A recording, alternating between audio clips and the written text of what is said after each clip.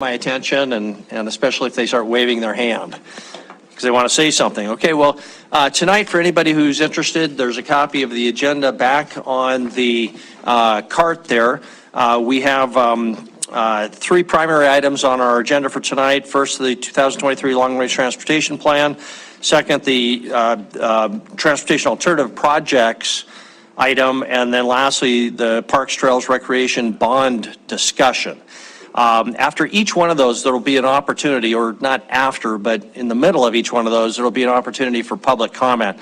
So if you're here tonight and you can wait until we get to that item, please do so for your public comment if you wanted to comment at all. We also have an opportunity, two other opportunities for public comment. One at the very beginning for anything that's either on our agenda or not on our agenda. And you're welcome to make comment, even if it is on our agenda, especially if you have to leave. But if you can wait until that item comes up, that would be best. And then at the very end, we'll have an opportunity for public comment on anything that was not on our agenda, which you can also comment at this time. I do know that we had a special request from the chair of the Rimrock Neighborhood Task Force, Richard King, to address the council, and we had some discussion, and he has written prepared comments that will probably go more than the standard 3 minutes, but it's very controlled and will be about 5 minutes. So with that, why don't we start with Mr. King, and you can take it away, and then we'll open it up for public comment on any item. We'll just ask that you do keep your comments to 3 minutes and tell us your name and address up front. So, Mr. King. Honorable Mayor Cole, members of the Billings City Council. I'm Richard King, Chair of the Rimrock Neighborhood Task Force. I appreciate this opportunity to address this council, and special thanks to Councilwoman Purrington. I wish to present our concerns about future development impacts along Route 3 between Zimmerman Trail and the airport. Our first concern, the speed limit, currently 50 miles an hour. Anecdotal evidence indicates usually higher. 4 parking areas along the south side of Route 3, part of the Skyline Trail, are under construction across from airport property. Further west, several residential subdivisions occur, requiring vehicles to once again slow for access. There is the additional burden for drivers to be aware of Skyline Trail users who may be directly in their path as they turn into the subdivisions. Please understand all turning movements are being made from a highway posted at 50 miles an hour. A vehicle has no safety net around it. No right turn lanes, no center lane left turn safety margin. All turning movements are at the mercy of high-speed traffic. As we consider the north side of Route 3, the same general conditions apply. Billings Flying Service is developing their their commercial properties. The Montana Army Air National Guard is planning a large campus and maintenance facility along AJ Way, and additional private properties are for sale. Projecting into the future, this entire area has the potential for multiple mixed urban uses. Plus, the IBL Inner Belt Loop will provide access for significant commercial and residential expansion. We are requesting that the city begin a preemptive, comprehensive planning study for this entire area. Development pressures will bring annexation and rezoning requests, additional city services, police, fire, water, sewer, storm streets, and storm drains. Ultimately, there may be schools, churches, parks, commercial services of all kinds, and other amenities found in our existing urbanized area. Route 3 could become an urban streetscape, 35 miles an hour, at least 3 lanes wide, and the possible addition of a north side marginal road to control access to Route 3 from north side properties, and consideration of roundabouts at AJ Way and Reberg Ranch access. So, how to think about all this? Vision and careful consideration are needed. What possibilities will the next 5 or 10 years and beyond bring? One indication may be Billings West End. 25 years ago, most was irrigated farmland, livestock, grain fields, and several gravel pits. That is changing. Where is the new Albertsons located? Any bets on a service station near the IBL and Zimmerman roundabout? Please, think about it. Thank you for this time and your attention. Mayor Cole, do we have any time for questions and comments from the council? Probably not comments, but if people have specific questions, I don't want to cut them off. So, council, that's up to you. Councilmember Gillick. Mayor Cole, you sit on the policy coordinating committee, and that's, with MDT, this is an MDT route. Is that the right mechanism to be able to relate this letter, or is there, should we be working through our own staff? Yes. I would think it has to be both. I mean, it's an MTOT way, as you say, but I don't know how proactive MDOT is likely to be. So I would personally suggest that our staff work. Wyatt's been taking some notes there. And we saw at our last meeting an example of property being annexed in the helicopter facility. And personally, I don't see any reason why funding is always an issue. And so to me, that seems like a prime opportunity when properties are annexed to make some sort of assessment to cover some of those planning costs, which are high, but they're not, they're not as high as construction, obviously. So that would just be some thoughts. Councilmember Purington? Just real quickly, and thank you, Richard, for coming. One of the concerns that I was surprised that you really didn't bring up was addressing a parkway or an entryway into Billings for the north side, coming in from the north side. But I think that also should be a consideration because we want it I to would be agree. very planned out. And I think, there's Wyeth. I think we have looked at or talked about it. So to me, that would also be important. yeah. So thank you. Okay, thank you.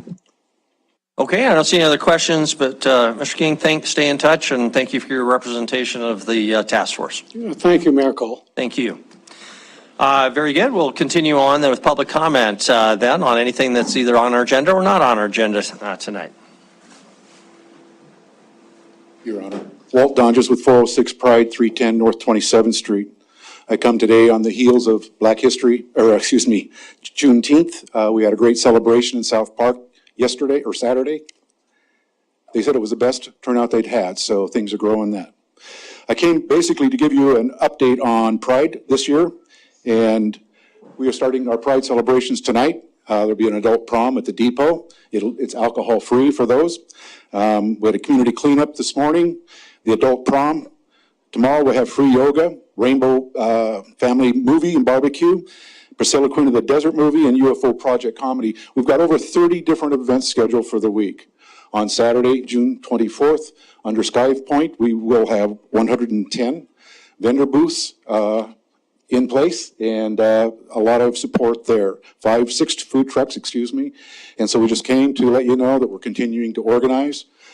We kind of thank the legislature for some of the nasty that's come out in the last year. It seems to have driven those people that have respect for all people together. We had 62 vendor booths last year. We now have 110. Over 20 sponsors for the events this year. And 3 years ago, we had 3 Pride celebrations in the state of Montana. This year, we have 11. So things are going. Thank you very much. Thank you. Any questions? Thank you. I'll leave you the schedule. And more at 406pride.org. Thank you very much. Next. Mayor, Council, thank you. Wesley Dunn, 832 Dorothy Lane, Heights, Montana. OP Clearinghouse at gmail.com, just to let everybody know, public and everything. OP stands for Operation Clearinghouse. That's one house at a time. And I will say that it's not, I'm not picking or choosing. I'm not discriminating against what house I go after, be it the water department house, be it the chief's house, be it the council's house. One house at a time. So anyways, get on with my my little presentation that I had. I'm going to start off from where I left last week. I don't know if any of y'all had a chance to go do some homework on the packet that I gave you, but I'm going to finish off with that a little bit. So, talking about the water main break on Memorial Day weekend, Mike Dotson was doing an interview with Q2 News, and he said that that's what they're going to do is put a Band-Aid on it. But they were doing some work up there before, and they thought it was a service leak, but obviously it turned out to be something bigger. So Dotson said the water treatment plant lost a large amount of water because of this break. I was told at least 4 million gallons. It puts more of a strain on all pumps and the plant. I mean, another reservoir was drained because that reservoir, it couldn't keep up with the demand. So Mike Dawson's speaking the truth. I will give him credit on that. That's one man that spoke the truth in the utilities department for a while. But I did find another article that was written in February 27th of 2020. This was done by Color 8 and Melanie Willardson, and she interviewed Mr. Mumford. Mr. Mumford no longer works for us. We probably all know why. So it says, about 8 years ago, Billings Public Works Director David Mumford said, the city almost ran out of water reserves. There was an oil leak into the Yellowstone River in 2011. Mumford said the water treatment plant had to shut down. He also notified the fire department and said that there was not enough water in the system to fight fires. This reservoir will be a game changer. Instead of having 8 to 10 hours of water reserves, the city will have months. I'm talking about the West End Reservoir that we've been talking about ever since February 27th of 2020.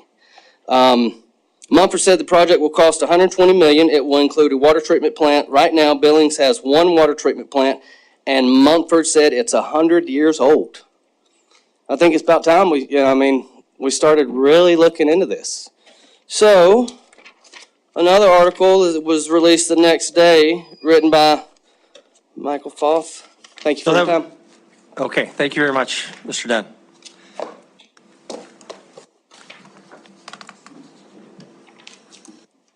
And other public comment? Good evening, Council, Mayor Cole. I have a couple handouts. My name is Amanda Stonerock. Address is 201 North Broadway. And I believe that all of you should have received a copy of the proposal packet here. This other handout is a new handout. I'm here today to represent the COC and some of the crossover SAC COC members. I had been working to try to draft a proposal before your budget hearing, but all of you were so efficient that you passed the budget last Monday. And so I understand that if we were to present something to you and you chose to fund some of the programs, we would have to go through the budget amendment process, which I understand. But before you today, you have a list of several needs in the community that are not only funding current services that are being cut from your counterparts across the street at the county due to some reallocations of funding, but also for some additional modifications to those services. So our goal is to collaborate between the COC and the SAC. I know that's been something that's been asked of from both the commissioners and the council in the past. It's a slow effort, but I do believe that the groups are working together to do so with the shared goal of reducing reentries to the jail, reducing admissions to your hospitals and ERs, and also finding stability in housing and overall public safety. I know I have a short period of time. There's about $498 in full requests from here. I expect the city to review and have a discussion. Hopefully we can come back on an actual dedicated day to talk a little bit more about each of the items that are in the proposal. But what you have in front of you today, again, the commissioners have decided to reallocate a lot of their public safety dollars to go directly toward the Community Crisis Center, which is leaving several services that are much needed without funding. So that's a big portion of it. Instead of going through this big 20-page document, please read it. My contact information is in there. I will request for us to come back and present again, but I wanted to get this in front of you as the budget begins in a couple weeks. Are there any questions? Were there any questions? And if I've heard $498, I think it was $498,000. $1,000. Gosh, if I could solve our problem with I solved. $498, wouldn't that be great? Yes, excuse me. Mayor I Cole, would. thank you.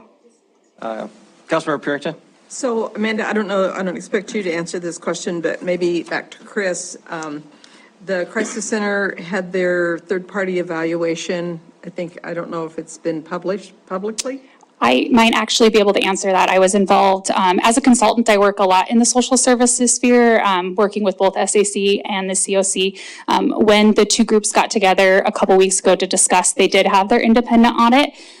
They need about $1.7 million in order to sustain. And if they did not receive 1.2 million from the commissioners, they would be out of funding to operate as of September. And Chris was not at that meeting, so he's unable to tell you that. But that is why the county and the group together has gone to the county and said, we're going to reallocate those funding to the crisis center so that they can operate, which leaves a huge deficit from a lot of the services that you have in front of you. So follow up, Mr. Mayor. So is there any way that we can see that audit from the Crisis Center? I believe that would have to be requested from their board of directors. Certainly Zach with the SAC has a copy of it, and then whoever's on their board. I do know that St. Vincent's is the one that did the audit and prepared it. Thank you. Yes, ma'am. Okay, very good. Thank you very Appreciate it. much. Thank you. Other public comment before we go to the first item? Good evening, Mayor Cole, City Council, Terry Todd, 135 Monarch Street. I came tonight to talk to you about the proposal that she just brought forward, because I don't know, I'm sure you all know that it's really hard to get people to agree on anything. And the fact that they could come together and decide that they would work collaboratively is kind of a miracle. And if we do not fund these services, we all suffer. And I understand that there's limited funds, but what I believe that they have brought to you tonight is something that is effective and efficient and not an unreasonable request. And I'm not getting any dollars out of here, so I am here simply because I know that if we do not take care of diversion and treatment and prevention, we are in a huge mess. And so I would ask you to look at this. I know that I've been here many times and you say, don't come back and ask for one more thing, and I totally understand where you're at. However, we have to have the crisis center. And for the crisis center to function, they had to get some of those dollars. And hopefully they can find a way to work more efficiently long-term. But for this year, I know that this is vital, because if we do not have crisis diversion funds, if we do not have coordinated entry system, if we do not have a process for transition and for treatment, the city streets will begin to look a little bit differently. I would also encourage you, I would love to talk to each one of you privately and talk to you about some of the success stories, because I think we come here a lot and ask for money and never tell you what's actually happening on the streets. And so we've done some research. I've done some research on people that I know's lives have changed based on these things. And so I would love to talk to you about those, because I think that when we champion those causes, we get farther than just coming in and saying, hey, we need some more money. So thank you for considering it. I know that it is outside of your budget agreement, but it's important. And so I'd ask you to definitely give it some thought. Thank you. Thank you. Other public comment? And if there are others, go ahead and make a line so we know who else would like to comment. Mr. Underwriter. Mayor Cole and City Council. My name is Bill Underwriter at 2610 Westfield Drive. I'm here tonight on the rec center and the parks and trails development. This is a huge project for this city, and it's a project that needs to go forward. We've got a lot of things going on in this project for not only the rec center, but parks and trails. The rec center with sheets of ice and basketball and other type of things that are going to be in that rec center. It's really needed. And it also, it will bring tourism and business to this community, which I'm sure every business person in this community would like to see happen. But it's a project that is long overdue. We have the area to do it in, and I'd like to see this come to fruition. So not only, I'm here also with my wife, Mary, and not only will this project be great, I and my family will personally contribute to this project. Thank you. Thank you.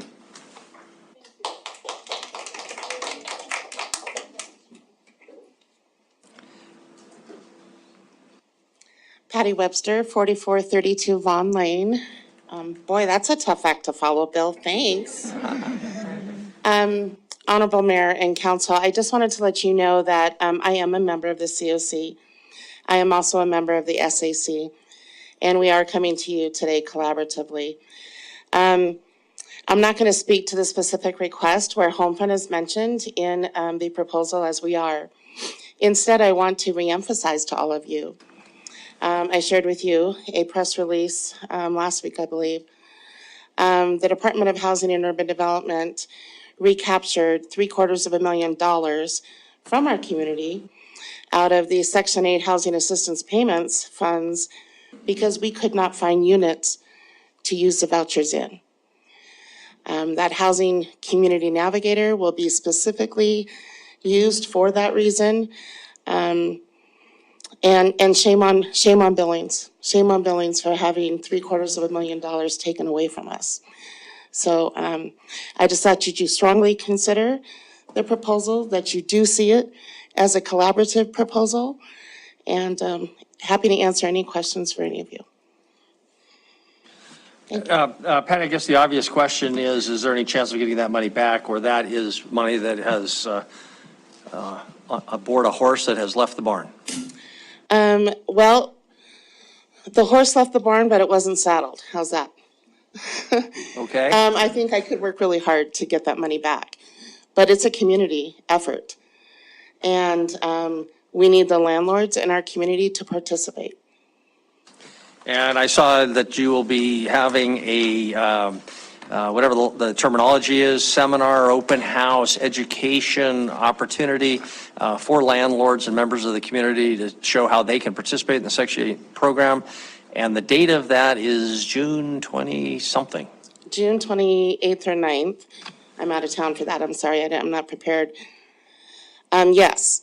The other thing I want to bring to council's attention, and it was in the press release as well, but Homefront contributed over $83,000 in the last year and a half to make incentive payments to landlords for them to participate. That was out of our own funds. So we have no funds. We're coming to you now. Help me saddle the horse. Okay, thank you. I don't know if there are any questions. Councilmember, whatever your name is down there, Mike Boyette. Hi, Patty. Was Billings the only city that lost money, or was this a nationwide thing because landlords are able to raise their rates because of the housing shortage kind of thing? That's right.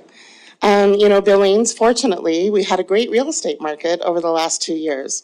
Unfortunately, that leaves people who are more barriered outside, knocking on the door for housing, asking for landlords to participate. And they all had vouchers. There's 280 vouchers on the streets looking for housing, but there's no room at the inn. There's no place to put them. Okay, thank you very much. Thanks.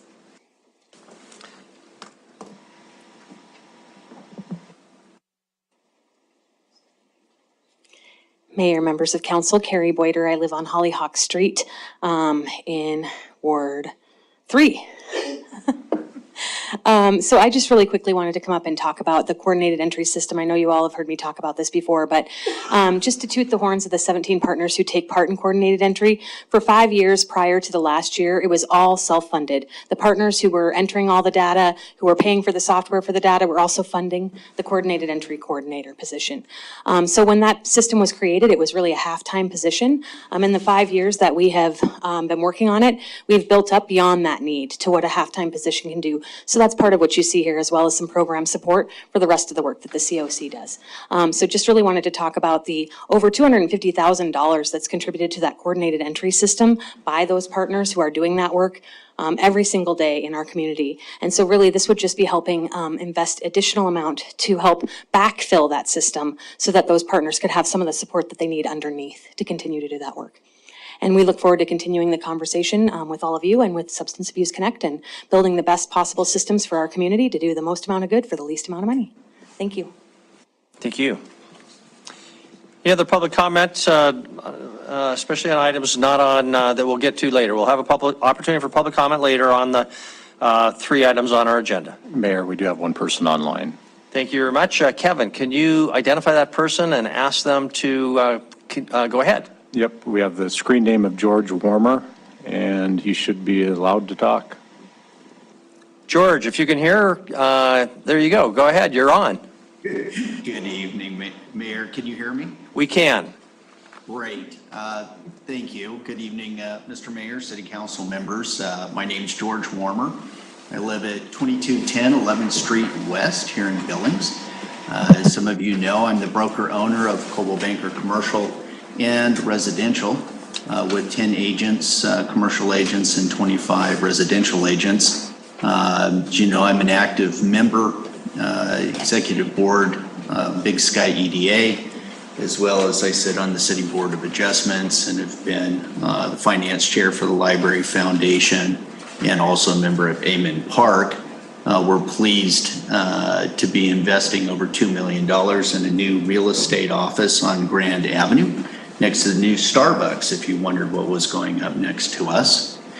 First and foremost, I would like to thank the city for implementing an RFP process for the selection of 4 qualified real estate companies to provide both residential and commercial real estate services to the city.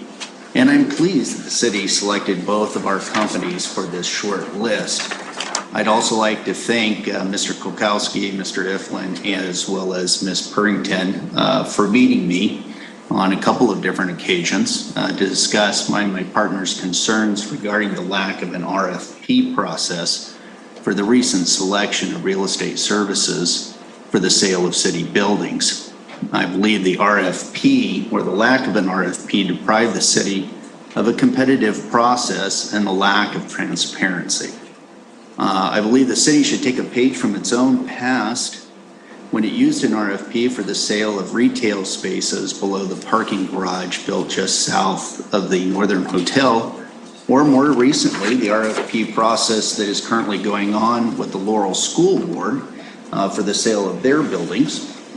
They asked both us and NEI to present brokers' opinions to them, and then we came back, both NEI and us, in 2 weeks, and will be presenting our rationale for why our services are the best to meet their needs. I've shared my timeline of communication and concerns with Ms. Purrington, and I do hope the City Council will provide clear guidance as it relates to the selection of real estate services going forward, and would stress that I think an RFP would be most appropriate. So thank you for your time. Thank you very much, George, and we can follow up on a lot of your day. Other public comment? Is there any other public comment before we move to item number 1? Mr. Mayor. Oh, Councilmember Purrington. Excuse me, I was in the middle of a cough. So, Kevin, we had talked about this briefly this morning, and were you able to get hold of Liz, or is that something that we need to discuss later? So, Councilmember Purrington, I did talk to Liz today, and also Jessica Foose that was involved in the original RFP selection process. So I guess that's part of the question, excuse me, is the difference between the RFQ moving into an RFP designation for them going forward. Is that something that we're looking at all? And I think that's part of the question that Mr. Warmer had, was how will that rotation work between NAI, Caldwell Bankers, commercial? So I think those are some of the questions that need to be answered, and whether or not we answer those this evening, because I know we have a pretty full house here. I think it would behoove us to look a little bit deeper into that process. Okay. Thank you. Okay, no one else is coming to the podium, so we will close the public comment at the beginning of our meeting and move on to our first item, which is the 2023 Long-Range Transportation Plan update. Our transportation planner, Scott Walker, is our presenter tonight. Hello, Yes. Scott. Thank you, Mayor and Council. Tonight, we've got a presentation of our 2023 transportation plan. It's actually an update of the 2018 plan. Little reminder, this thing is, it's our 20-year plan. We update it every 5 years. We've been working with Kittleson Associates. We have Andy Delighten here tonight to take you through the document. Also, Dow was our local firm that assisted in this.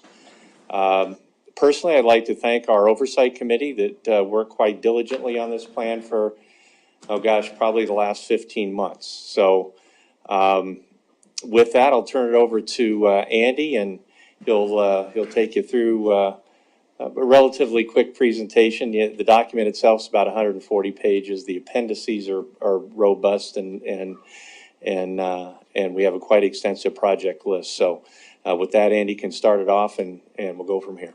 Thank you. Thank you, Scott. Welcome, Andy. I request that you not just start reading the document. Sounds good.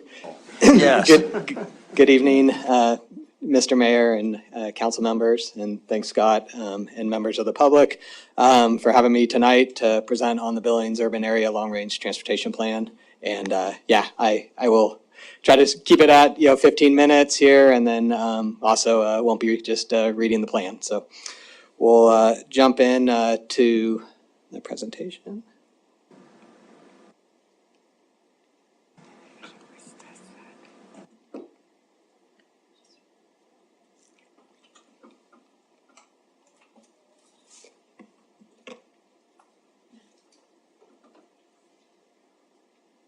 So presentation topics. Want to start with just a brief overview of the Long Range Transportation Plan, and then touch about our effort that we did for the community outreach, which went through the whole 15 months, and there were different touch points. So I want to provide a few of the findings from that effort, and then after that go into the project list. We've got about 416 projects that came out of the Long Range Transportation Plan effort. So highlight the process that was used to get to that outcome. And then lastly, just a summary of our next steps with plan adoption.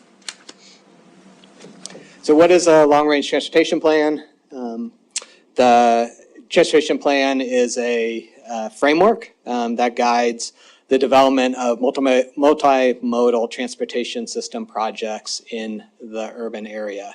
And it looks out a 20-year horizon. And so in the case of this transportation plan, it was 2045, and it's updated every 5 years. Some of the factors that are required from federal level are summarized here. And so it captures these items as part of the transportation plan development and how the projects are formed, as well as some of the emphasis areas of the transportation plan. And then more recently, some additional focus areas came out through the Infrastructure and Investment and Jobs Act, focused on resiliency, equity, accessibility, and multimodal safety. And so those themes are captured throughout the transportation plan. The Long Range Transportation Plan, a vision was established up front, working with the steering committee, and that's to support a livable and economically vibrant community through a safer and more equitable multimodal transportation system. And so with that vision, then there were a series of goals that were established to support that effort. And just a snapshot of kind of what a livable community is and some of the themes that are captured in here. There's an environmental side, there's a safety and security, there's providing transportation options as part of that livable community. The goals, which were also developed through the steering committee as well as then presented to the public during the outreach effort. And those focused around safety, resiliency, mobility, equity and accessibility, and economic vitality. The transportation plan itself, in terms of the area that was evaluated, is shown on the slide here. This is called the planning area for the Metropolitan Planning Organization. It's got 122 miles of roadway, 40 and a half miles of bicycle facilities, 86 miles of trails, 14 bus routes, and then some stats related to the general population within that planning area. And then when we looked out into the future, into 2045, the projections result in about a 1.2% annual growth for the planning area. The long-range transportation plan captures a number of different elements.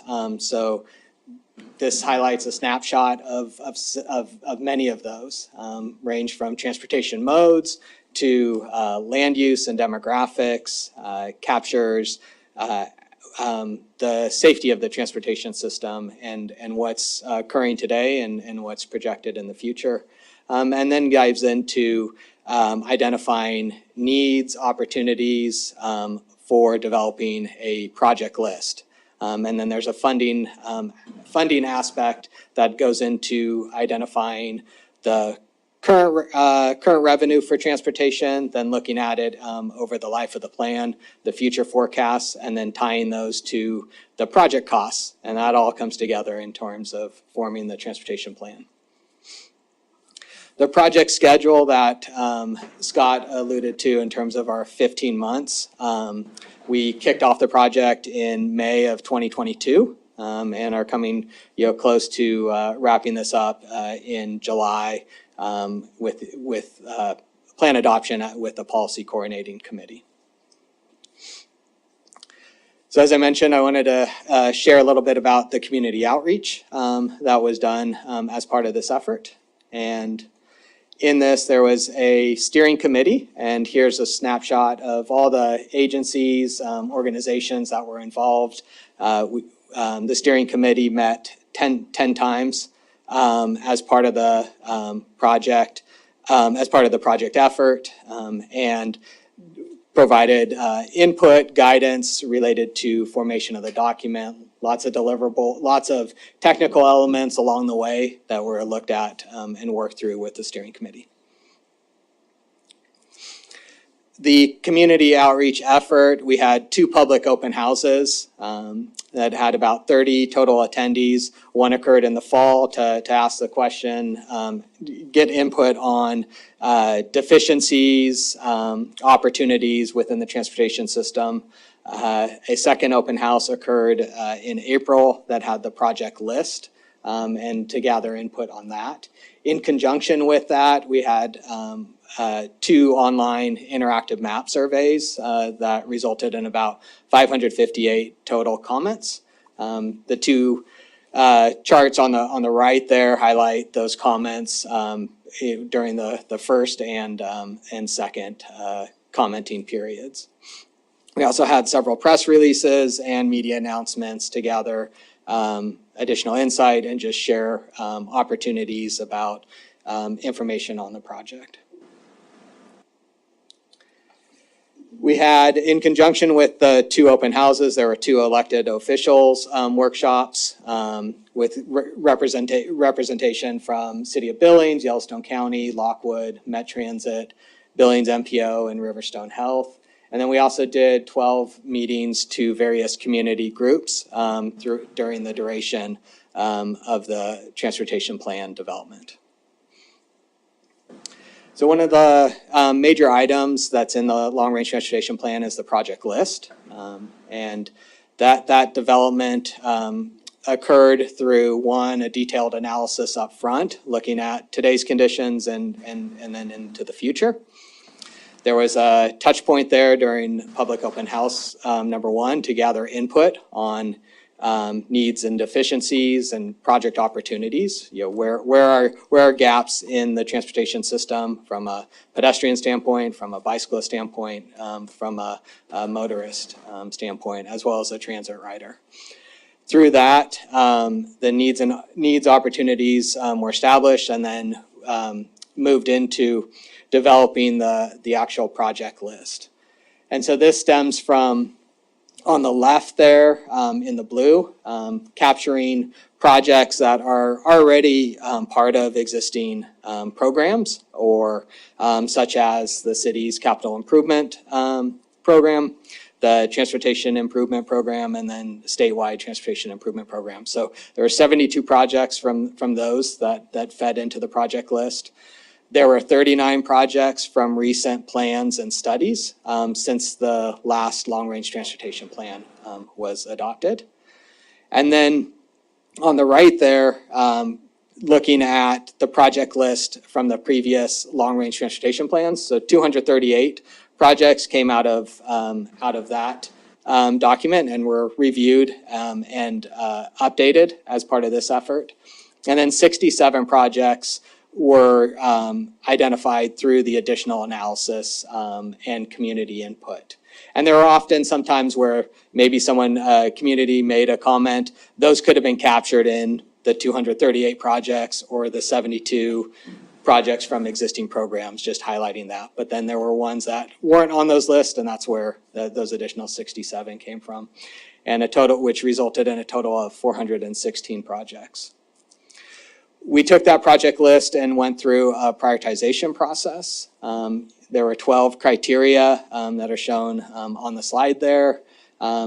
Through that effort, we scored those and then reviewed those with the steering committee, as well as took that information out as part of the public open house number 2 and the interactive map survey. And then the last component in here related to the project list is how are they funded? So on the left there, we looked at detailed research working with the members of the steering committee to identify the federal funding, state funding, and local funding sources. And in there, then utilize that information to project out in 5-year, 10-year, and to the life of the plan to 2045 revenue projections. And we had the project list, went through the prioritization criteria, and you blend those elements together in terms of trying to figure out certain funding sources could be allocated to certain projects, and that go through an iterative process to come up with the resultant project list, which is a set of committed, recommended, and illustrative projects. The committed projects are ones that are already committed or funded within the City of Billings Capital Improvement Plan, the statewide Transportation Improvement Program, and the Transportation Improvement Program.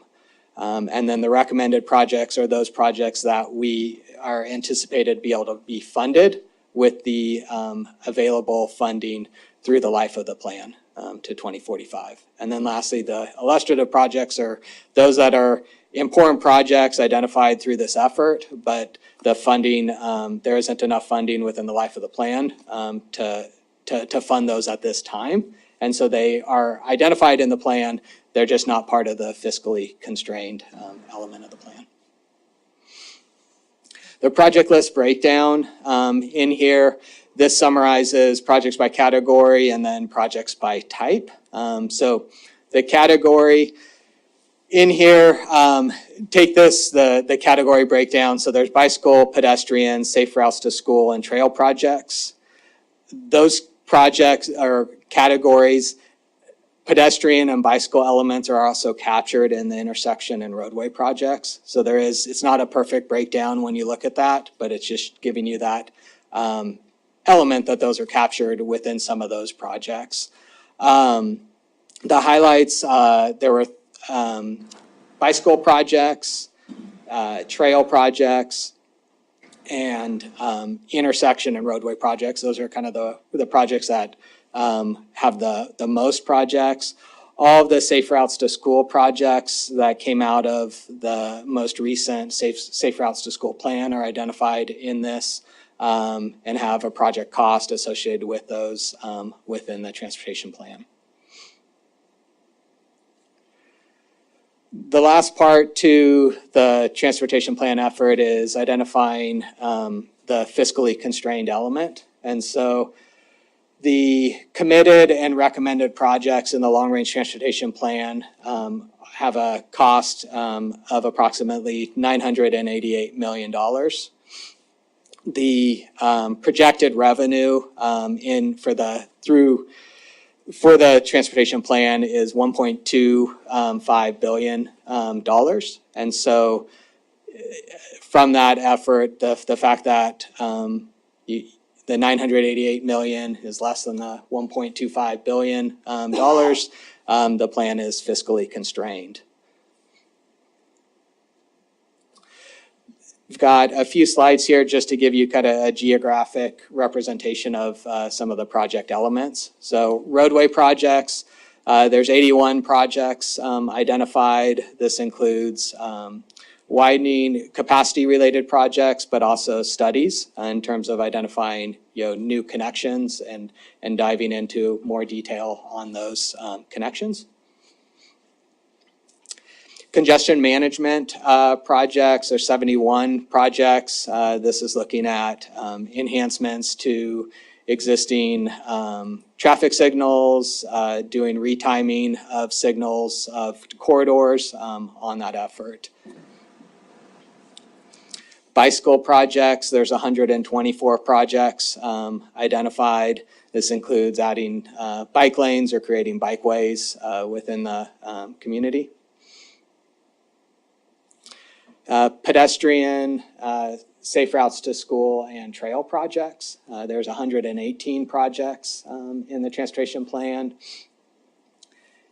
Pedestrian, but probably the one that's the pedestrian projects, those include identifying new crossings at different locations, as well as filling in some sidewalk gaps that aren't captured within some of the other transportation projects. Altogether, the transportation plan, the 150-page document, it's developed or written in a way that highlights kind of what the vision is, looks at what the transportation system is today, what it looks like in the future, and then identifies opportunities, needs and deficiencies to help support identification of a project list. And then lastly, how those projects are prioritized and funded. So at this time, we're working through the plan adoption timeline. We're here for the work session with the City Council, and then we'll be moving to City Council meet. The goal would be the City Council meeting next week, and then presentations also to the Yellowstone County Board of Commissioners, as well as the public hearing for the Yellowstone County Planning Board, and then coming to the Policy Coordinating Committee in mid-July for adoption of the plan.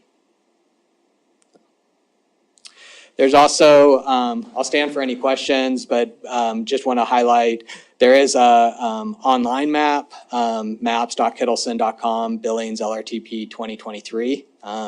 It's interactive. You can turn on the different categories and be able to see more project information. And that'll be something that's available after the plan is adopted, as another resource for the region. With that, thank you. Okay, thank you, Andy. Before we open up for public comment, are there any questions? Councilmember Joy. Thank you, Mayor and Council. Could you turn your slides back to the one that has the red dots where the projects are identified? I just wanted to know a little bit more about the project that's identified on South Billings Boulevard and then the one on King Avenue. Thank you. I'm just pulling up the reference so I can speak to that. Let's see.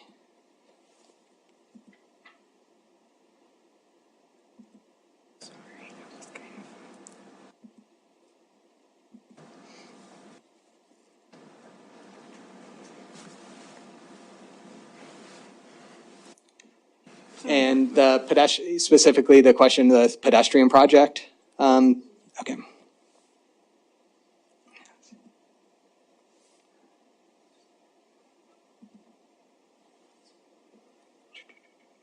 I'm surprised you don't have them all memorized. There's only 416. Well, I'm sorry I asked such a specific question that it's very difficult for you to get the information. I was just wondering, because Ponderosa School is on the other side of King Avenue, and then the other dot looks like it's very close to Newman School on South Billings Boulevard. I was just wondering if those are related to pedestrian crossings, or what they were exactly? Yes, those two projects, so it would have been part of the Safe Routes to School plan and identified through that. And then in that, so we can easily, I could read it or provide it afterwards in terms of providing that specific project information. Thank you. Okay. Councilor Tricky, Councilor Parrington? Thank you, Mr. Mayor. I just want to make sure that I'm reading the project lines correctly. So,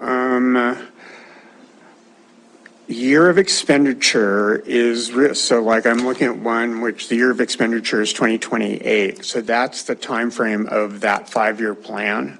So it will happen during that 5-year plan. Yes, so year of expenditure is the anticipated year when that project, we had to make an assumption of within 5-year increments. So if it's listed as 2028, it's identified, we were conservative and looked at as that year of expenditure would occur in 2028.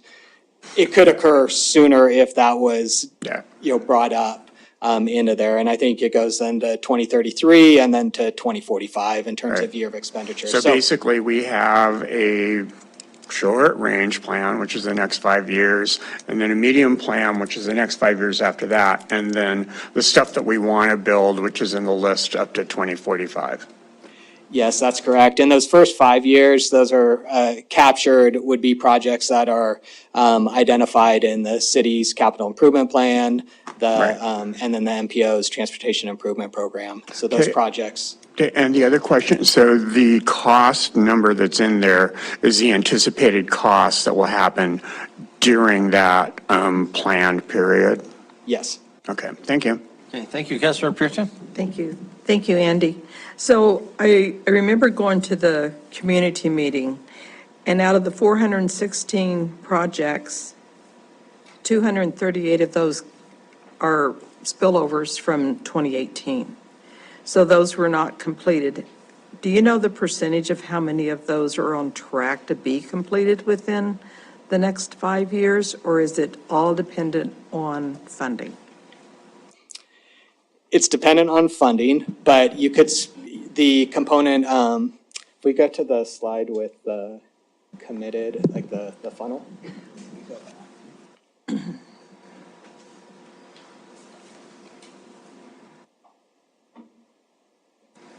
So the 72 projects, so some of those they were on the previous plan, but they weren't in that first 5-year increment. So those are ones that potentially have moved up in that element. So there is an overlap there, just in terms of the CIP tip and STIP, and then projects from the 2018 LRTP. There is a little bit of, in that essence.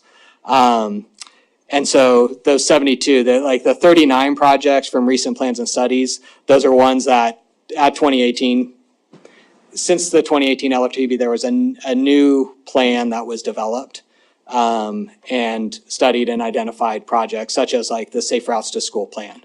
That is one that falls into that and identified new projects.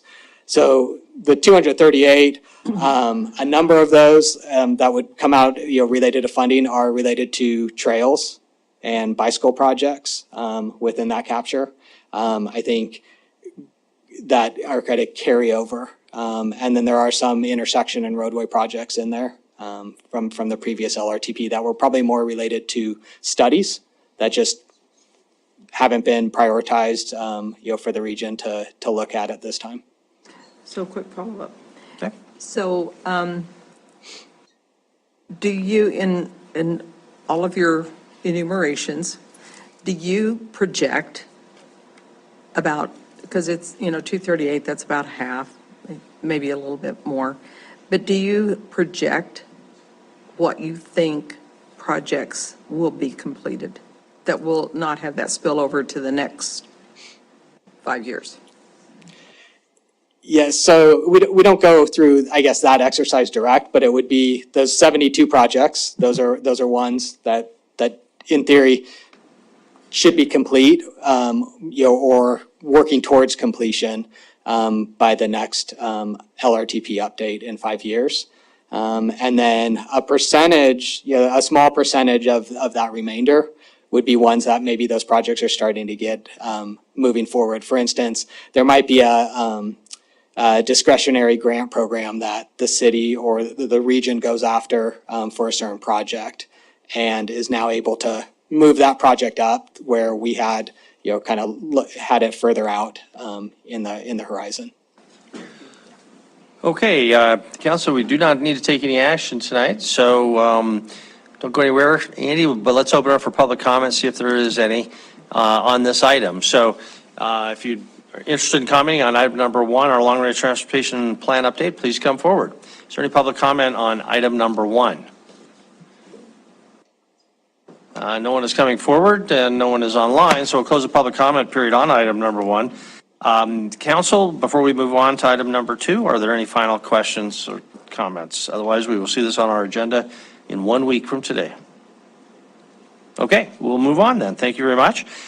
Andy, Scott, thank you. Item number 2, Billings Metropolitan Planning Organization Transportation Alternatives Projects.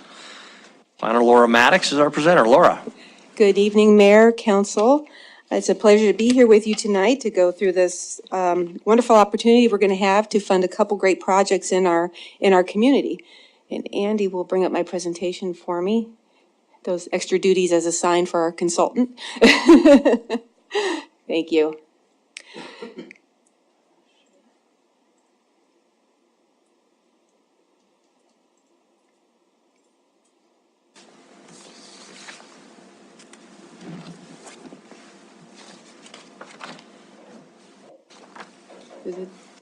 Are we sharing? Okay.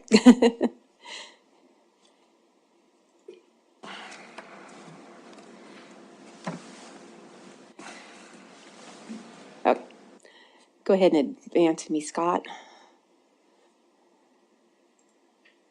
You have to use the right arrow. Thank you. Sorry about the delay. Just what you want on a meeting night. So we were very lucky this year that with the new transportation bill, it gave an opportunity for MPOs over 100,000 to start managing their own transportation alternative funding. Prior to that, it was a grant process through the state of Montana. It was very difficult. There was limited funding, and it's very difficult to get funded. Prior to that, we had the Community Transportation Enhancement Program, which funded many of our trail segments and was a very efficient process and funding for the MPO to administer. Those funds came to the city and the county. You guys pooled your funds, and we were able to build a lot of projects that way. This year, as for our first time out, we were lucky to get just over $6.3 million one-time allocation. That's kind of some back payments that were owed. And so we were able to open it up for grants this year. In moving forward, we anticipate $700,000 to come in yearly. Eligible applicants are city and county and tribal, so nonprofits have to have a local sponsor, either the city or the county, and we have that in one of our applications this year. Okay. So the process Again, goes through the MPO. It's our local process. We mirror the MDT process as far as timeline and what we look for in our application. The MDT manages all projects unless the community participates in the local guiding document. So the City of Billings does participate in the LAG process, which gives them an opportunity to run their own projects. It does save a lot of time and money, and we anticipate that our city project will be run through the city. Lockwood, that project will be run by MDT, so they will probably be a year behind us just because of going through the MDT process. Just a reminder that it does include a local match of 13.42%, plus we must account for MDT's indirect cost rate. So, but all that information was provided in the application so that applicants could do a really good budget with anticipating inflation and all those extra costs. To be the evaluation, how we run this program is that the MPO reviews the applications and we send them to the technical advisory committee made up of city and county and MDT staff that review them technically to make sure that they meet the points available, and they score those projects, and up there is shown those scoring evaluations. So the first project was submitted on behalf of the Lockwood Pedestrian Safety District through Yellowstone County. This is Old Hardin Road. This is a gap for a sidewalk project along Old Hardin Road. If you've been out there, you know that it is a county road. There's not a lot of pedestrian facilities out there. However, the county had built up the sidewalk until, Woodland Drive, and then there's a 2,200-foot gap, and then on the other side, it's where the Billings bypass and MDT is putting sidewalk facilities in there. So this would fill that gap. It's about 2,200 feet. The project is requesting a little over 1.038 in TA funds, and they do have their local match. The community of Lockwood has assessed themselves to raise those types of funds to match their grants. This is a picture of that location of Woodland, and then it just about goes up to Johnson Lane. That will be the gap that is filled in. The next project submitted was the City of Billings for Stagecoach Trail. This is the pathway that will get us from the Skyline Trail down to Rimrock Road. Our standard for a side path is 10 feet. And this project, as you can imagine, when you look at the rims and trying to get from the top and to the bottom, it's going to be quite an interesting project. We'll be going through quite a bit through engineering and design. We'll be meeting with the city's ADA coordinator as well as LIFT to make sure that we meet at the best of our ability those ADA requirements. The Stagecoach Trail is asking $4.7 million in TA with a local of $805,000, including $100,000 from Billings TrailNet contributed to this project. So this is what this looks like. It'll start basically from that underpass that was built as part of the roundabout and up there, and will come down.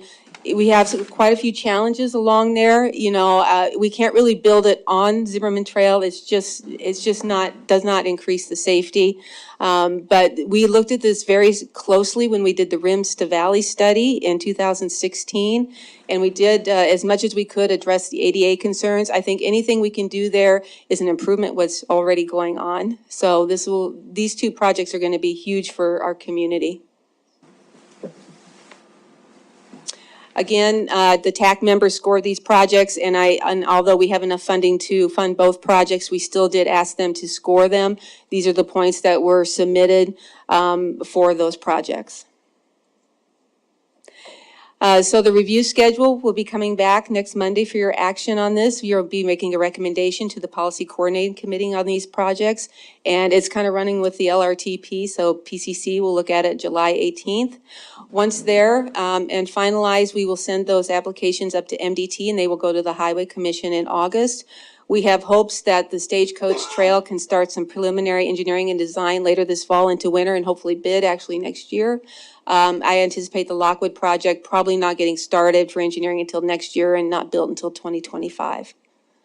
And with that, I'll be happy to answer any questions. Great. Thank you, Laura, for your concise report. Questions for Laura? Before we open up for public comment. Thank you. Not seeing any, so we'll do that. If anybody would like to comment on item number 2, the Transportation Alternative Program application here, please come forward. Is there any public comment on item number 2? No one is online. No one is coming forward. Again, this item will come before us our next meeting, so we'll close the public comment period. Council, we'll move on to item number 3 unless there's anything else from you. Okay, that brings us then to item number 3, our Parks, Trails, Recreation Bond discussion. Chris is going to start off, but I think we've got some other city presenters, and Chris will tell us all about that, I guess. Chris, it's all yours. Thank you, Mayor and Council. So my goal here is to introduce the team, set some context, and get out of the way.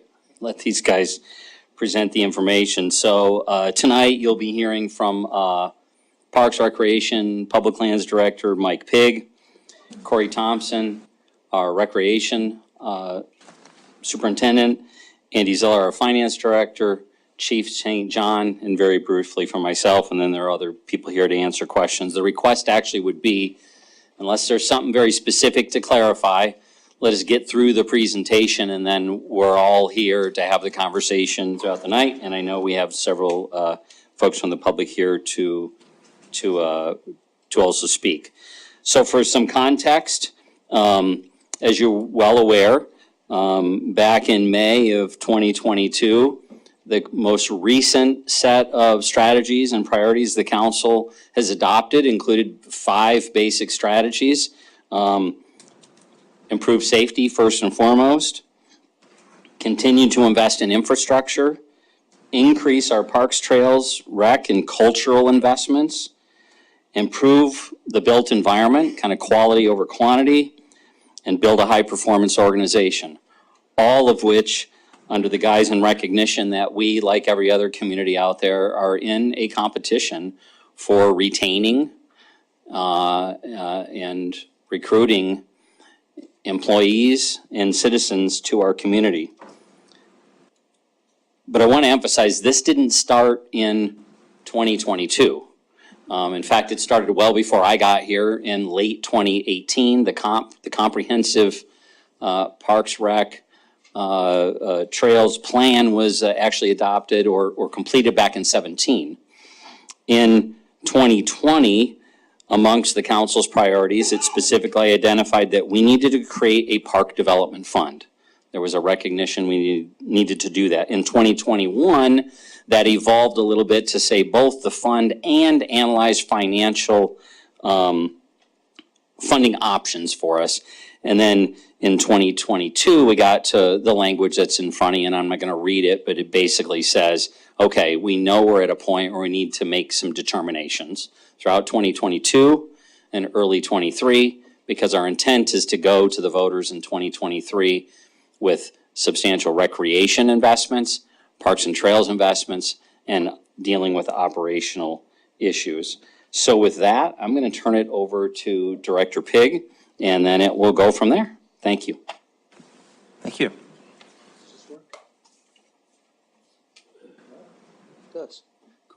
Thanks, Chris. Mayor and Council, so as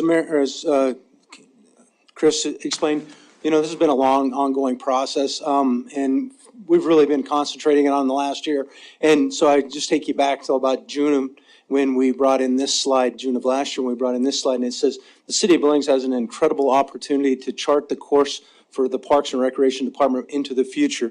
And so this kind of carries over to the founding fathers of Billings. They built these community parks and then designed the city around that. And they had this vision for how the city was going to grow. And somewhere along the line, that vision got changed or dropped. And we didn't, as everybody knows, we haven't built a community park or started building a community park since 1980s. And the last community park that we completed was Rose Park back in 1960s. So it's been a long time, caused this gap in construction. And at some point along the line, we changed the discussion on this from just building parks and that to how do parks and recreation fit into public safety. And so I recently went to the SEPTED meetings, and one of the things they talked about was the benefits of place. And so basically, instead of just building parks and amenities like that, we're actually looking to build places. And what that is it's more like building a community around the parks and improving the safety because we've activated all of that space. And so it improves safety just by building these and then activating those and it becomes a draw to that area and can lower crime. So as a group, we came together and we along with a lot of community members and steering committees, and we came up with a list of all the projects that we were looking to develop. And it ends up being a $231 million price tag, which we knew was too large. So we went back with that committee and all the steering committees, and we started deferring different projects. We knew that we had to cut that number down. So here's a list of some of the deferments that we had, that we chose, and the committees guided us through. That got us down to another $60 million cut off of that price. So we went through all these master plans. So, and you've all seen these in the past. So here's Castle Rock's master plan. The estimated price using an escalator for construction costs got us to $16 million. The committee recommended $12 million worth of projects. And so this is the list of the things that are on that master plan. And through, community's input and a design committee and things like that, we'll choose what projects then would come out of that $12 million.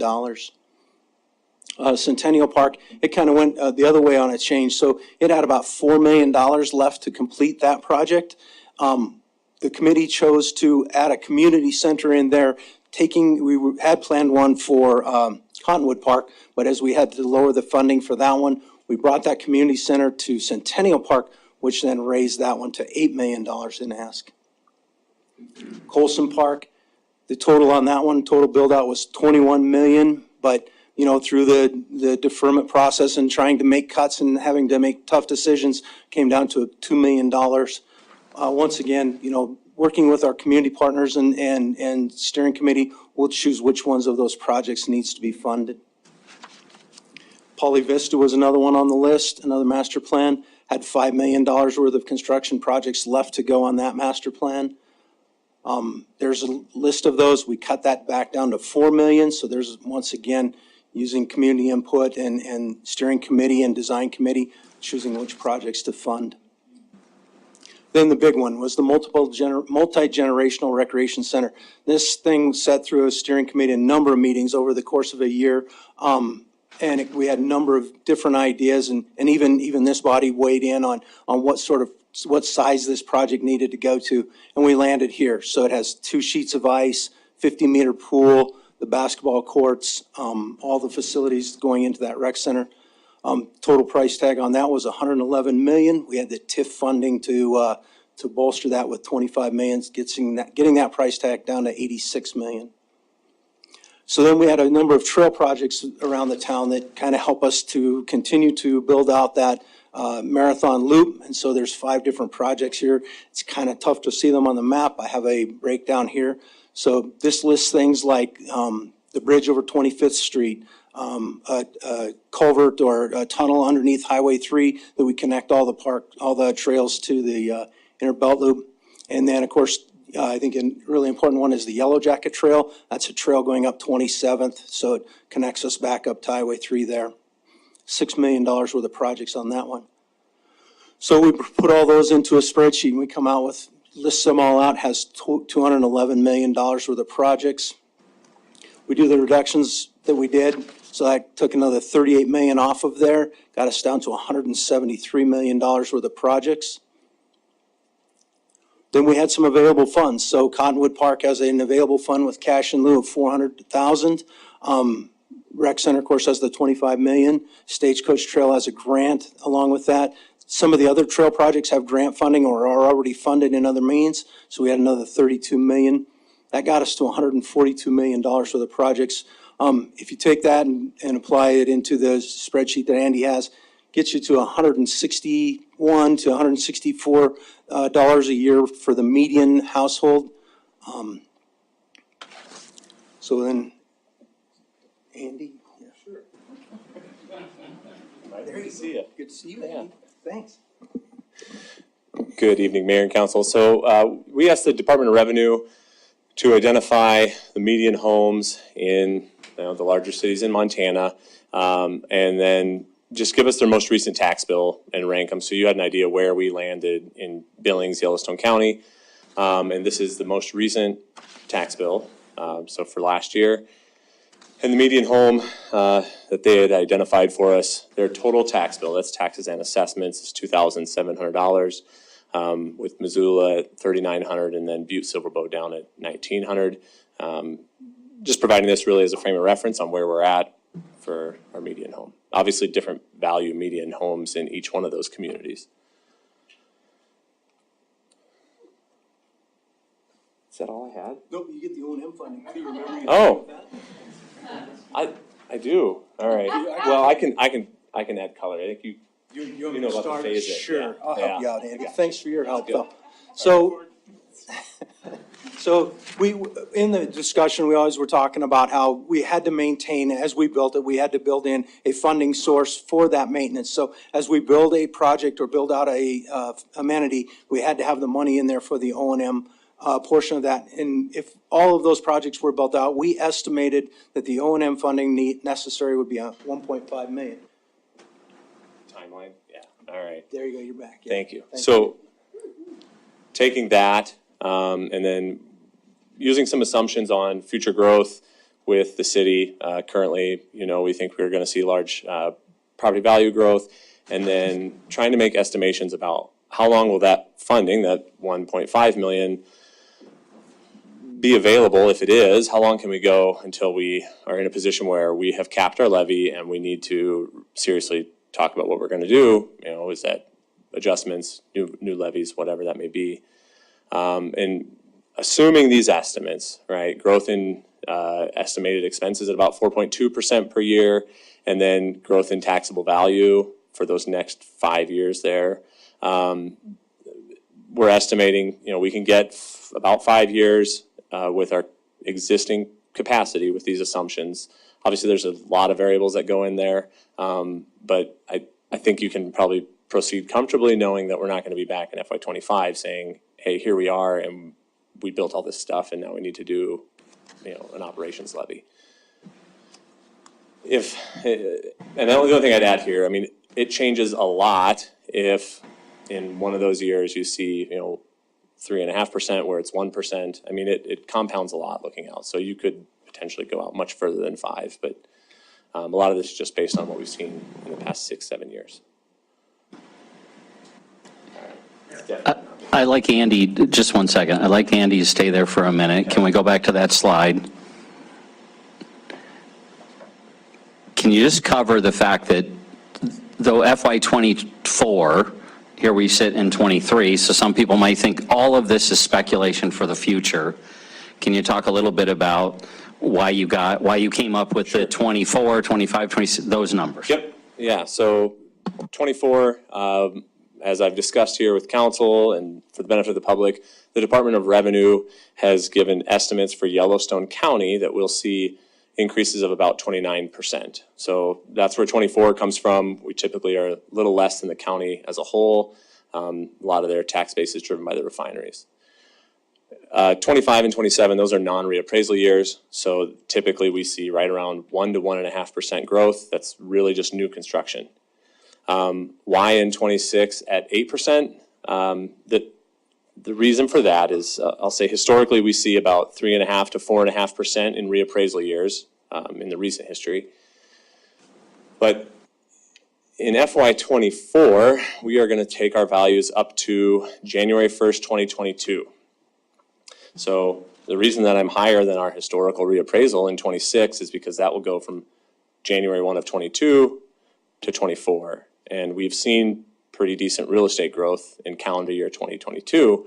So my projection at this point in time is that we'll outpace that kind of historical 3.5, 4.5% amount. But that's the basis on all that. And the 4.2% on expenses, really driven by our historical O&M personal services kind of blended. That's a little bit higher than we're probably 3.8 to 4% typically, but I wanted to build in some conservatism some conservative estimates there, so. Does that help? You bet. Good evening, Mayor and Council. So as Mike talked about activating parks, and as we start to develop amenities in those parks, what we're really looking at is activating parks with new amenities for families. So we get an opportunity with the increased loop trails, new and improved playgrounds, the sport courts, picnic shelters, and event pavilions to really get folks looking and building a sense of community around those new developments and new amenities. But the exciting part for the rec division is utilizing those community centers to kind of bridge all parts of Billings and utilizing kind of a 1 to 2 mile radius around regional park community centers. Locating one at Castle Rock Park in the Heights, giving the one at North Park a facelift. The core of Billings at Pioneer Park with Zimmerman Center, along with the improvements to South Park Pool, adding a community center type facility there as well. And then as Mike previously talked about on the west end at Centennial Park. So what does that provide? It provides lots of opportunities for after-school programming, a lot of summer camp opportunities so we can move out beyond the core of our city to the west end, the Heights, and the south side. It also provides an idea that our staff's talked about is how do we get teenagers involved in these types of facilities? And one idea that came about was an esports type center or a tech center so that we can get teenagers involved in weekend tournaments or some weekday leagues and even utilize those tech centers for senior computer classes. Obviously, we've got lots of kids and adults interested in a lot of our activities and sports. Again, it will provide something virtually for all ages with the expanded recreation opportunities. We've talked a lot about the improvement and the amount of interest we're seeing in our senior wellness programs. Again, it'll allow us to get out beyond the core of our city. We've already started the partnership with the Adult Resource Alliance, and we'll look to continue that as we provide more resources for senior wellness. Kitchen areas. So again, we've got a lot of programming opportunities for those. We've got Kids in the Kitchen, we've got Discovering Nutrition, and a lot of different opportunities for kitchen area type facilities. And one of the big things it does is it provides space for community events, for rental groups or business meetings. The use of the kitchen, the multi-sports area will give folks plenty of opportunities to have those types of meetings. So as we talked about expanding recreation in regional parks, we also want to talk about expanding recreation opportunities in neighborhood parks. Last Friday, we kicked off our pilot program for our Rec to You program at Highland and Hawthorne Park, and they were extremely successful. We had well over 50 kids participate at Hawthorne Park earlier in the day, and then at Highland Park, we had just about 20 kids there. So our first day, we're extremely excited, very happy with the turnout, and excited to continue that. Again, moving forward, we'd really like to expand that to more than just 2 neighborhood parks. So we're looking at 6 to 8 parks potentially, something you guys will see during our budget process next year. And again, all these are free activities. We're activating neighborhoods and we're trying to help curb and work through crime prevention. So as we talk about safety, one of the things we need to look at is well-maintained and well-programmed parks. They provide a sense of community. They're valued by the community. And again, activated parks kind of serve as community hubs. And that's what one of our ultimate goals are, is to get those folks interested in whether it's the amenities provided or the programs provided. One of the things we thought were important here with the Trust for Public Lands information is that Billings, 69% of residents have a 5 minute or less walk to a local park. The median across the U.S. is 47%, so we're a little behind in that area. And ultimately, one of our goals is to provide essential services equitably from the heights to the west end, south side to the rims. One of our last slides here kind of talks about quality of life. Parks and Recreation improves quality of life by empowering neighborhoods, building that sense of community for all ages. And we talked about that last bullet point there with a lot of our senior wellness programming, having spaces and resources to continue to do that. And I believe our last slide here, if it'll, there we go. Hey, and I'm going to hand it over to Chief St. John. What a pleasure. Yeah, thanks. Mayor, Council, good evening. Corey touched on it a little bit. I think it's an aspect that is overlooked, and that is there's an absolute direct correlation to well-developed, well-maintained, well-operating parks to crime prevention, crime reduction. We know that well-developed parks creates what we call social capital or infrastructure for a community, which brings people together and makes them feel safe. It is a community hub. It empowers the neighborhoods and improves quality of life. Developed parks remove signs of disorder, and it sends a message that the city and the community are valued. It encourages communities to protect and care for parks, serves as a deterrent by displaying to residents and businesses that they are actively involved in the community. And violent crime, as you're well aware, is a public health concern. Parks are critical to our public's health. When more people gather in the parks, there are more eyes on the streets, exposing criminals to constant community surveillance, and that pushes crime away from the parks. Reports and statistics show that there is an overall reduction in crime, an overall reduction in gun crime in and around well-kept parks. We know that lighting is a proven deterrent, and that falls into the aspect of SEPTED, which you'll hear a report on later. Positive activities and programs after dark definitely reduces crime. And then obviously deteriorating parks get bad reputation, attract criminal activity. And I will close by saying that parks are not the whole answer to criminal activity, but they are most definitely part of the solution. Mayor? Thank you, Chief. Appreciate it. Next. So I'm going to hand it over back to Director Pig. One context piece I failed to give you at the beginning. It was kind of interesting if you think about the presentation we started with tonight on transportation. I think the number was north of $900 million worth of projects. So as we talk about the significance of these investments, and they are significant, don't hear me to understate how significant they are. And yet, of our total annual budget, we spend about 3% of that annual budget on parks, recreation, and our public spaces. Now, this will move the needle on that, but my point is it will still keep it, as it appropriately would be, in single digits. But I worry that frankly, you could walk away from this discussion and somehow think we're trying to move the parks budget to be comparable to public safety or to transportation or to some of our other budgets, and we're not. So just a little bit of context there, as I know you see the annual budget in and out. And Director Pig. Thanks, Chris. Mayor and Council, so as you can see, this is our wrap-up slide. We're asking for guidance for a resolution tonight, and then hopefully be able to come back with a resolution language in July 10th, and of course, moving into November for approval with the voters. You may have noticed in our presentation tonight, we didn't touch on the rec center very much.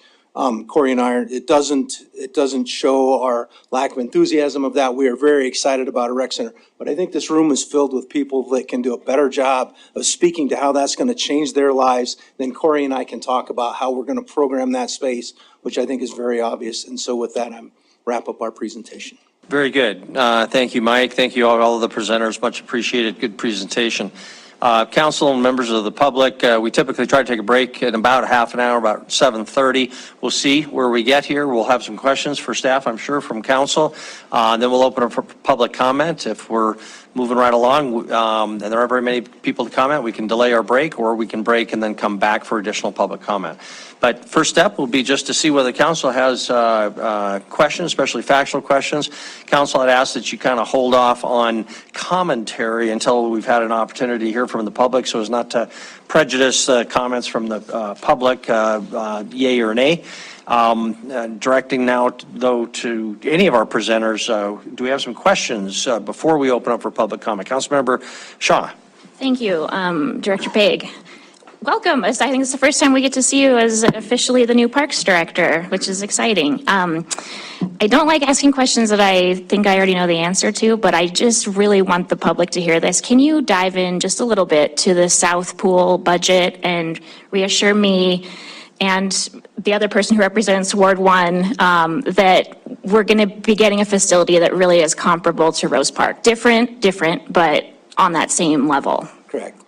And so it is concerning when you see that we had to do a reduction there. But we believe we've talked with staff and with others in the design phase, and we believe that we can build a comparable size pool. Once again, it will be different than what's there.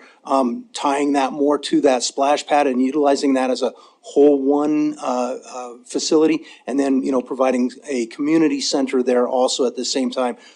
As you know, Rose Park currently has a small break room, more of a training room that we utilize, and we run courses out of that. We're hoping to build something a lot larger than that in this, and incorporating more of that community focus, as we can do a lot more camps and things like that out of this, but also then incorporating like restroom space so that we get that all centered in that one area. So it is going, according to what we see as far as numbers, it'll all fit in that $10 million price tag, and yes, we can get a comparable size facility. Thank you. I mean, I'm just, as you know, very, very excited about that. And the Southside Task Force, I can thank you on their behalf, because every month it's, we're trying to push this along, and they've been trying to get this to happen for years. So it's exciting to see. Thank you very much. Councilmember Joy. Thank you, Mayor and Council. I have a question for Director Zeller. If you could go back to the slide of the assumptions on the economic assumptions in terms of the assessment and taxable value. I wanted to ask again for FY 26, you have 8% growth.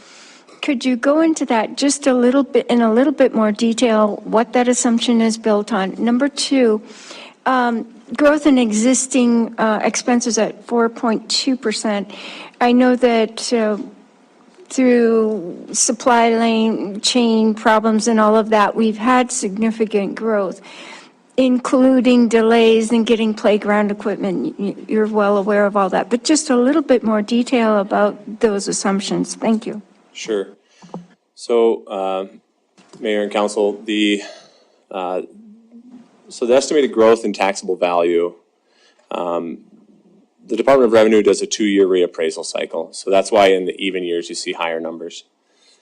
In fiscal 26, we will be taking, the Department of Revenue will be taking the value of largely residential property, but all properties, as of January 1st, 2022, up to, at that point in time, January 1st, 2024.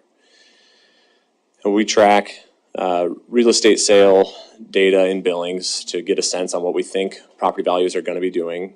And in 2022, values continue to rise, I'll say at a higher pace than they have long-term historically. So because we'll be capturing that value, that growth that occurred in calendar year 22 at that 8% mark, that's why I've kicked it up a little higher, because I assume we'll continue to go back to probably standard growth rates, but we'll be capturing a larger amount in fiscal 22 than I think we've historically seen, or sorry, in calendar 22 than I think we've historically seen.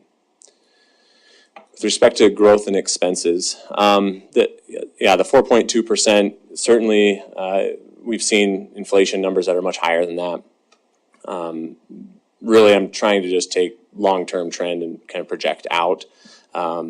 It's very possible in the next couple of years we'd see a little higher than that, but I mean, it looks like inflation's coming down slightly, so I think hopefully we'll come back to a more historically normal level that's lower and see a 4.2% long-term. Thank you, Councilmember Puritan. I have a question for the chief.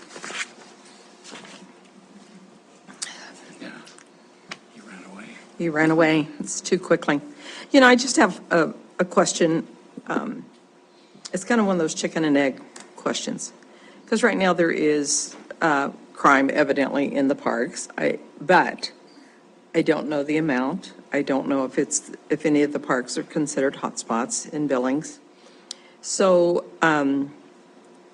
we got a couple of emails today that, you know, people saying, well, hey, we don't go to the parks because, you know, it's not safe. So my question is, how do you make that shift from being a park that people don't want to go to because they don't think it's safe to a park that is safe? People feel safe. I know lighting's a big deal, but is it going to take more than just lighting? Thank you. Certainly, thank you for the question. Again, it's changing perception of what actually is taking place in the park. The ones that we have trouble with are rife with transient type behavior. And it makes a lot of people nervous, others it doesn't bother. But we have that perception. It's the same issue we were dealing with downtown. And so, very simply stated, when you make it uncomfortable for that type of behavior to take place, then it goes away. And in order to make it uncomfortable for that type of behavior, we increase the amenities, we put more people there, you do lighting, more activity, draw more attention to it, and it's not comfortable for the criminal or the problematic individual to be hanging around there. And so that's very, very simply stated. Obviously, lighting, activities, making sure that people know that it is a well-kept park. You know very well that blighted property attracts criminal activity. And we don't want our parks to be perceived as blighted property because it's an attractant. And so, very, very simply stated, if we can draw the community to the park because it's well-maintained, it's modern, there's a lot of activities going on there, then that in turn will make it uncomfortable for bad behavior to take place. Thank you, Councilmember Boyette. Mayor, maybe for Mike Pigg, if you got a minute. Thank you, Chief. So Mike, I get emails all day long. Believe it or not, I wouldn't count them today, how many I got. And half of them said, we want more parks, more parks. And the other half said, we're on fixed income. Please don't raise my taxes. Okay? So with that in mind, what could you give up to help me satisfy the other half? Could you get rid of Colson Park and maybe Cottonwood Park off of this? They're not new parks. They haven't been developed. The survey that was conducted said, take care of what we have, but don't add new parks. But I'm just trying to say, there's got to be a compromise somewhere for the folks that want new parks and the folks that say, please don't raise my taxes. Councilmember Witt, so it's a roundabout way of answering your question. The reason Cottonwood Park is in there is because we believe that that space needs to get activated. It's just a vacant lot currently, and that space needs activation. That neighborhood then can start to adopt that and use that as a sense of place. So we're looking at Cottonwood Park as just being like a small parking lot and maybe a natural loop trail. Doesn't seem like much, but at least it gets that space activated. So it's really hard for me to say, yeah, let's cut that, because that's cutting that whole section of town out of having any sort of amenities built into it. And also it's once again neglecting that park. Colson Park, on the other hand, once again, it's a very important corridor into the city. So just the image of Billings alone is enhanced as we build out that park. Plus, we're bringing trail sections down there to try and activate that park, up the safety level there. So my point is those seem like, easy things to cut, but actually they're very important to the whole plan of getting parks activated and getting people into those locations. So I really don't have a great amount of recommendations to you as to how to cut this. We tried to do an approach when we did the cuts that would be kind of equitable across the whole board. So you saw there was cuts that came out of the Heights, and there was definitely cuts that came off the west end, and it went all the way across the board. To lower it further, I'd need council's guidance as to where their priorities are at and where you would like that to go. Councilor Boyer? And then did you do any study for Southside? I realize they want a swimming pool there, but down the road's going to be two giant swimming pools indoor used 12 months out of the year versus 3 or 4 months of the year. Did you see any relation between having two facilities that within, I guess the south side?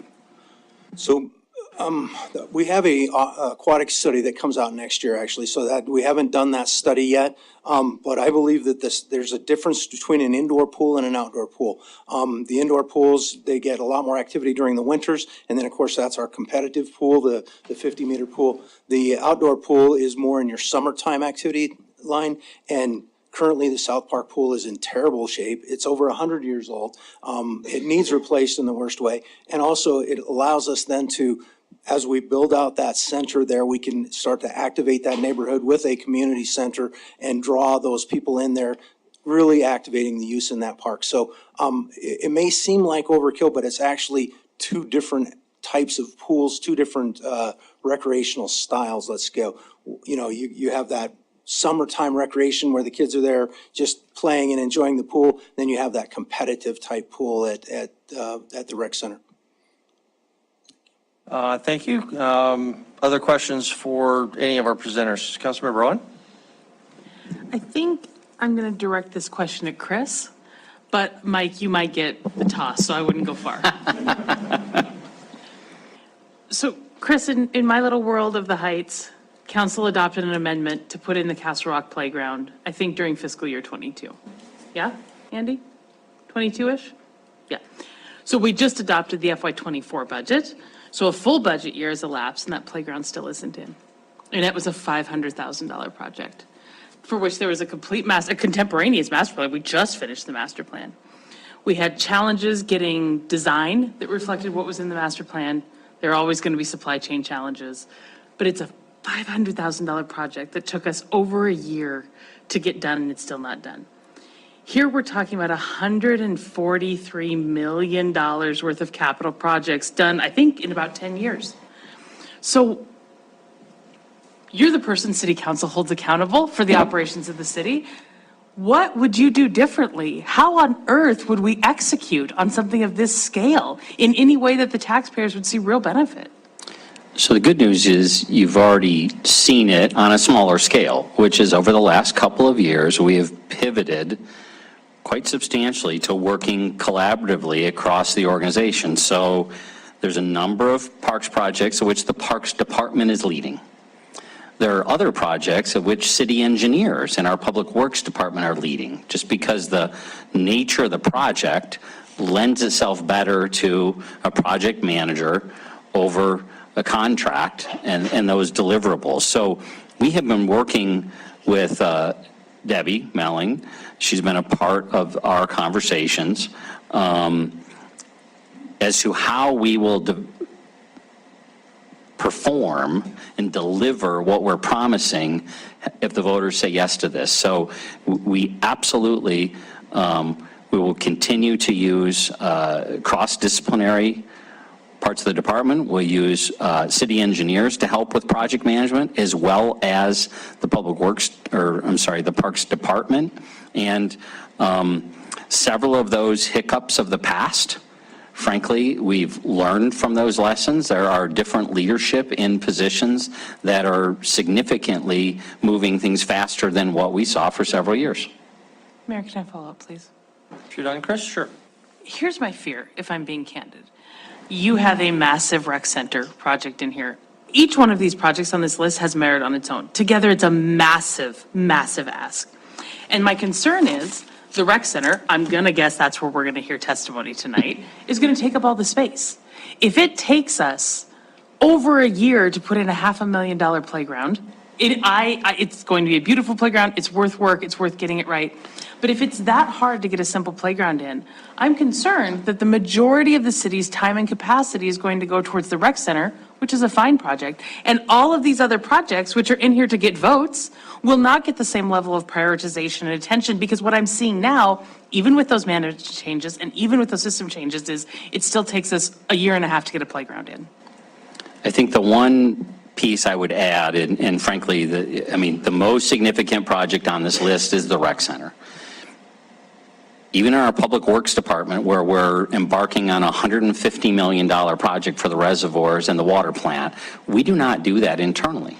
Yes, we have critical project managers internal, but we also have contractors and consultants who work with us. So we will not, all the city's resources won't be sucked into that one project. A significant part of project management will absolutely be a representative from the Parks Department and I think and engineering. But we will have a contract with someone to deliver that project on time and on budget. Some of the larger seven-figure park projects may have something similar. Castle Rock's the other most significant, I think, at $12 million. So it will be a combination of park staff, public works, and contract services, which is what we utilize amongst the majority of the several, I don't want to overstate it, but right, we spend tens of millions the last several years, north of $100 million a year on capital projects. Most of those capital projects have a combination of contractors, city staff, delivering those projects to bring them in on time and within budget. And we will have to use that same method for these projects as well. Okay. Any follow-up? Yes, I'm sorry, I don't mean to beat this too hard, but that's what we do now. And if I look at the CIP from FY22 and FY23, they're not major years. We did Poly Vista, Lands and Legacy, that's a big project, but it's a $2 million project. I mean, these haven't been busy. There's irrigation projects and relining wading pools. They're not major projects, and we're still struggling to get a single playground in on time, using contractors and using all those things you're talking about. I just am trying to understand what you would do differently at this scale to actually execute this in a decade. Sure. So I'll ask Director Pig if he wants to add anything. I think in fairness, as you know, we met up on the site here in the last 10 days. Part of what we're experiencing at Castle Rock were delays and mistakes, particularly on the slide, that cost us several weeks for that actually weeks, probably months on that grand opening. So Director Pig, anything you'd add? Yeah, I think part of the delay in that project, as we all know, wintertime is a terrible time for construction of playground projects. So that project was scheduled and, they started the pods in the fall, but then the delay came, we got winter time, and then we're on into the next phase, and now they're actually doing the install. And, that contract, we are actually ahead of that contract because that contract runs all the way to August, and so we're ahead. I agree, there was a delay in that. We had to complete the master plan, and then we had to pivot into a design phase, which took a while because our designer, we missed the first time out. And so we had to go back to, get more community input so that we could get the playground design correct, the way the community wanted it. There was that hiccup in there that slowed that down and then drug us into these timelines. I do know that we now have a project manager that is very dedicated to getting projects done, and we will have a parks planner / project manager on board shortly, which it's 2 positions instead of 1, helping push these projects through also. Okay, thank you. Councilmember Tricky? Either one of you.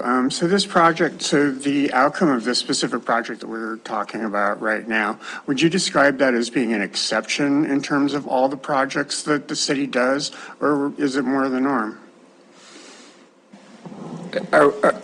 Councilmember Trigger, are we referencing Castle Rock Park or the Castle Rock? The one that Councilmember Owen was talking about. I don't want to understate that Castle Rock should have been something that we could deliver, within a time frame that was identified. We certainly saw changes in personnel in the organization and challenges with deliveries of things. And so in order to, that project with the scale of what is being presented is not out of the realm of what we can deliver on time and on budget. The $113 million rec center, that is of scale of the reservoirs in a water plant, of which is going to require a contract well-managed with Public Works. Debbie and I and Mike have had this conversation, but it can't be just let to them. We also have to have park, rec involvement in it every day in that project team. That is the real outlier of these numbers, is building a $100 million plus facility, and not, as Councilmember Owen, I think, is rightfully asking the question, how does that project not suck up all the resources? And it's going to have to be the same way that the reservoirs aren't keeping us from building roads and water pipes and sewer pipes and all the other projects that are going on each and every summer. That is the model that we will follow. Okay, thank you, Councilmember Purington. Thank you. Chief, you again. Since public safety is our priority here in the city, so I'm going back to that. And I'm going back to Cottonwood Park. Do you have any calls at all to Cottonwood Park at this point? At which park? Cottonwood? No. Okay. So the budget is asking for a parking lot and a trail. I don't know if that includes lighting or not. You have a parking lot out in the middle of nowhere. What do you think, in your experience, is going to happen? At night, primarily. Certainly, council member, it will, it'll attract people to gather.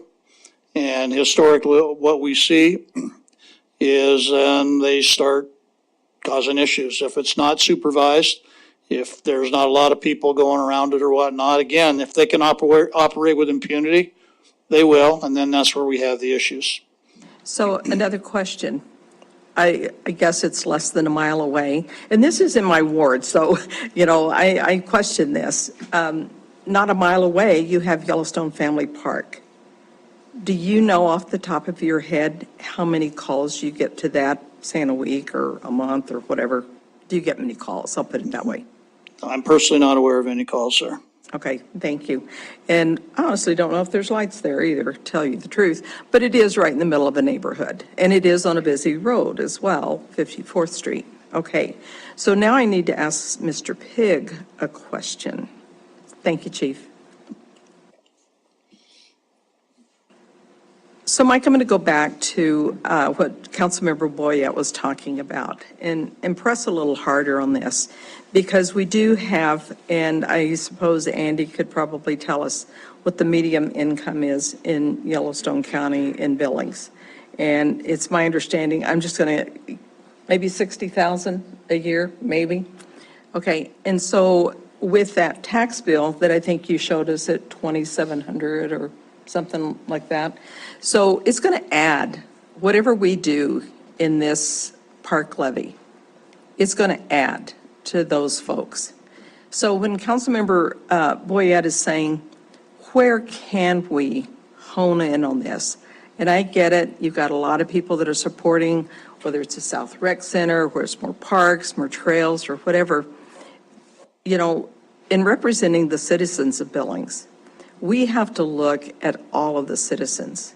I think 25% are either on fixed income, handicapped, whatever, and they don't have the income to pay for these big projects. So is there a way that we can go back and look at some of these things? You two are smiling, so I don't know if you're thinking, oh, she's going to ask this question. But I'm just saying, there's got to be a way that we can hone in, make it more affordable for everyone. Do you not see that we can do this with some of these projects? So, Councilmember Purington, I'm not saying that there isn't places where you could choose to reprioritize these projects. I'm just saying that I see a huge value in every project that's on that list. And so, to say to me tonight, which ones would you cut? I personally, I don't see any up there that I think are worthy of being cut or are on the edge. I think they all show a huge, value to this community. And I think that even people on a fixed income will find that they are getting a value out of increasing, the availability of this space. They have, it's less expensive to recreate in free parks. It raises property values. So if they own a home, the value of their home is actually going up because we're building out these parks. And so this is helping them in some ways also. So I don't see it totally as a negative towards the low income folks. I realize there's a financial strain in there, but I also say all of these projects are so valuable and so important that I don't know which cuts would rise to the level. So I have a hard time answering that question, saying this is the project that needs to be cut. And just one follow-up. Okay, and Councilmember Tricky? Just given what the chief made the comment on Cottonwood, putting in a parking lot and a trail, that potentially that could cause more issues with public safety. So you still feel that Cottonwood Park is a priority? Yes, I do. And I don't mean to argue with the chief over this one, but the parking lot will be designed off of 54th, which we have now acknowledged is a major street. So the traffic is there. So you're already having that eyes on. There's a fire station right across the street.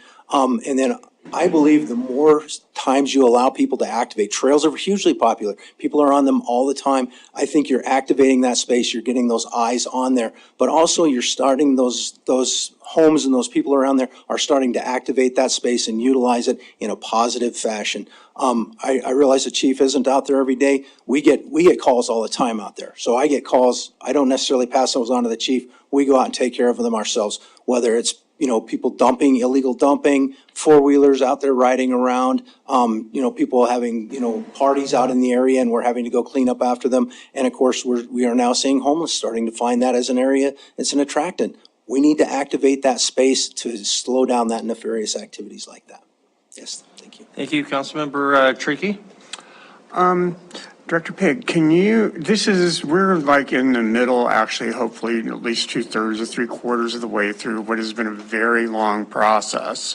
I assume that the wish list at some point was much larger and that we wanted to spend a lot more money and that you have actually been very active in cutting back on the number of projects and whatnot. Can you give us an idea as to what the impact of that has been?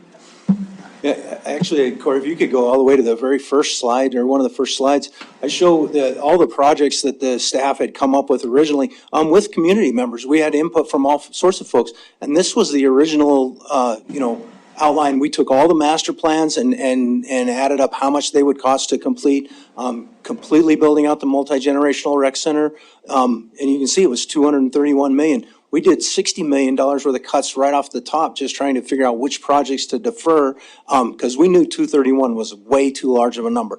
We believe, that the 70 was too large of a number. We had to find even more cuts in there. So I believe we've tried to be very judicious with this and find those places where we could save the money and do things maybe a little bit differently and still get the amenities that the community needs. And basically where we're at the point where any additional prioritizing is going to come from the council and not from staff in the community.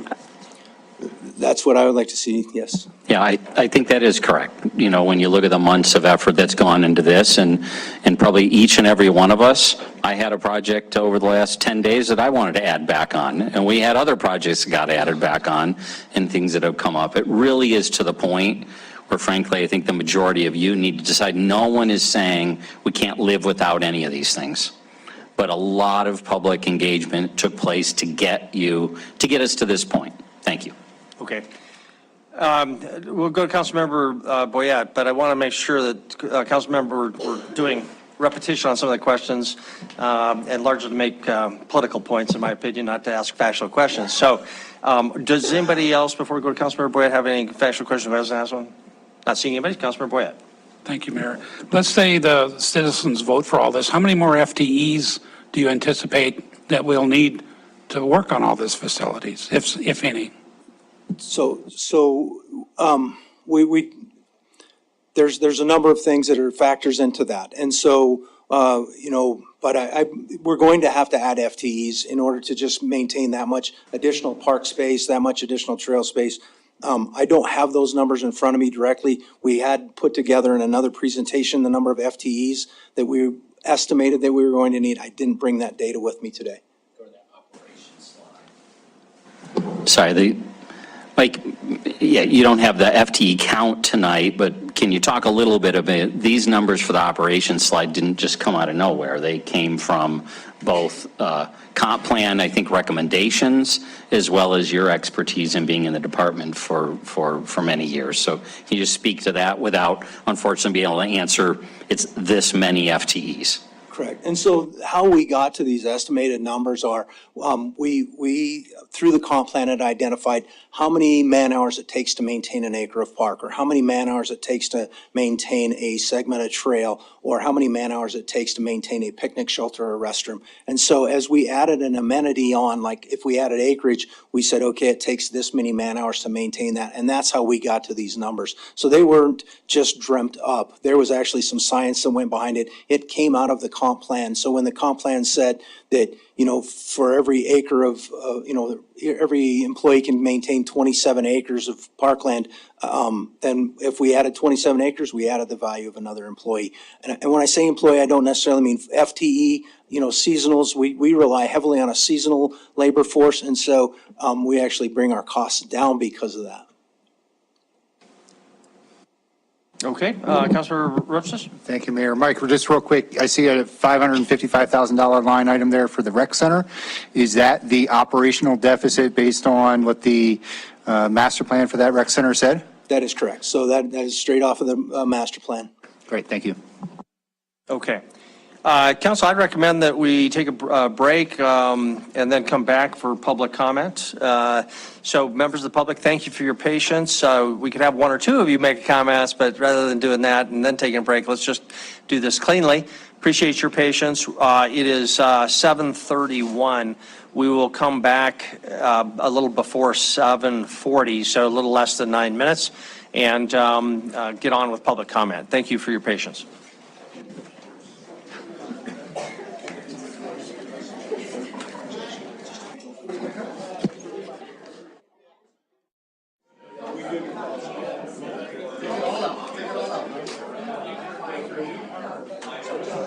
Leave anything on that slide.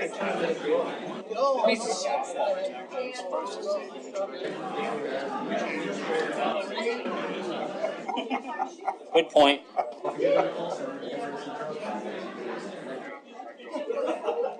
Thank you, Chief. What can we?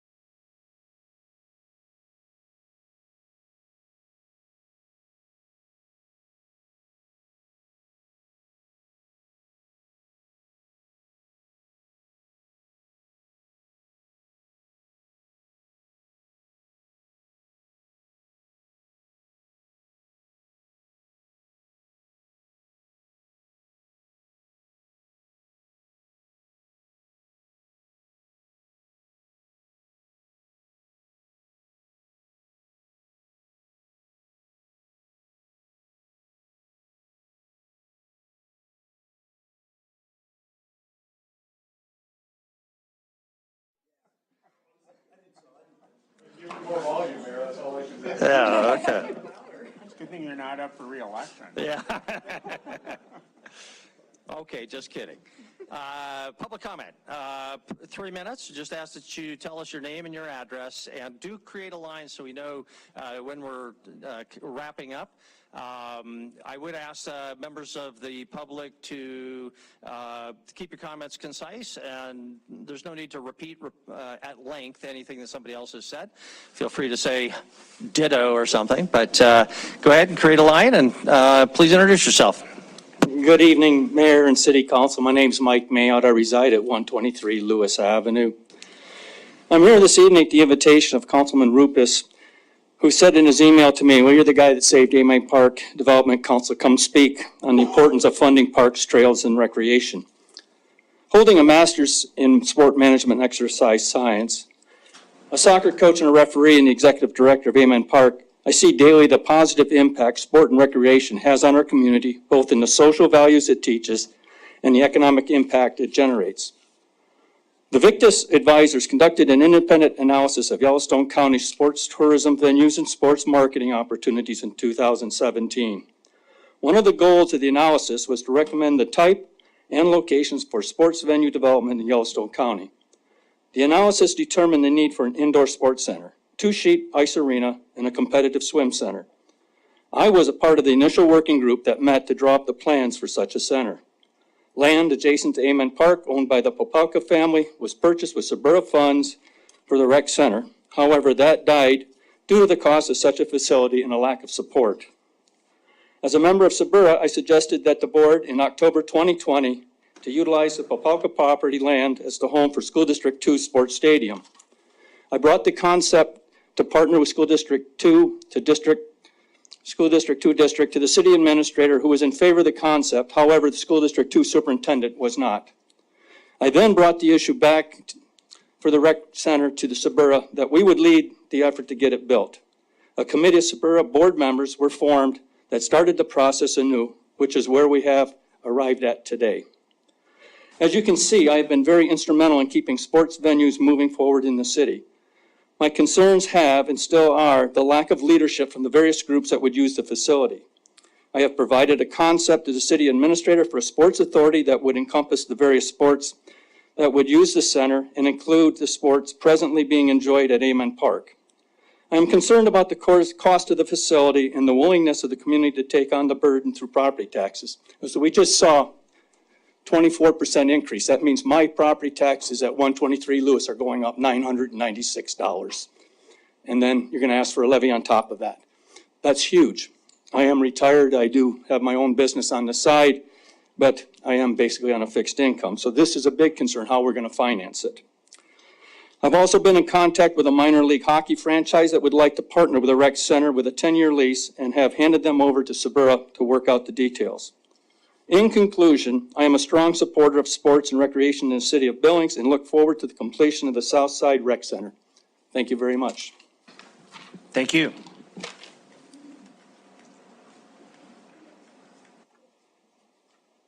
All right. Good evening, Honorable Mayor and council members. My name is Melissa Henderson. Many of you know me. I live at 210 Clark Avenue, and I'm here representing Riverstone Health. So I'm the director of the health promotion team in the health department, and we really focus on the social community aspects that contribute to our health. First, I'd like to just thank you for having this on the agenda. I think it's really innovative and potentially catalytic for our community. As a government employee, it's not appropriate for me to tell you how to vote and what to approve. It is appropriate, however, for me to inform you on the health benefits and the health needs within our community. First, the need. So according to the 2023 Yellowstone Community Health Needs Assessment, just 1 in 10 adults meet the physical activity guidelines of our community.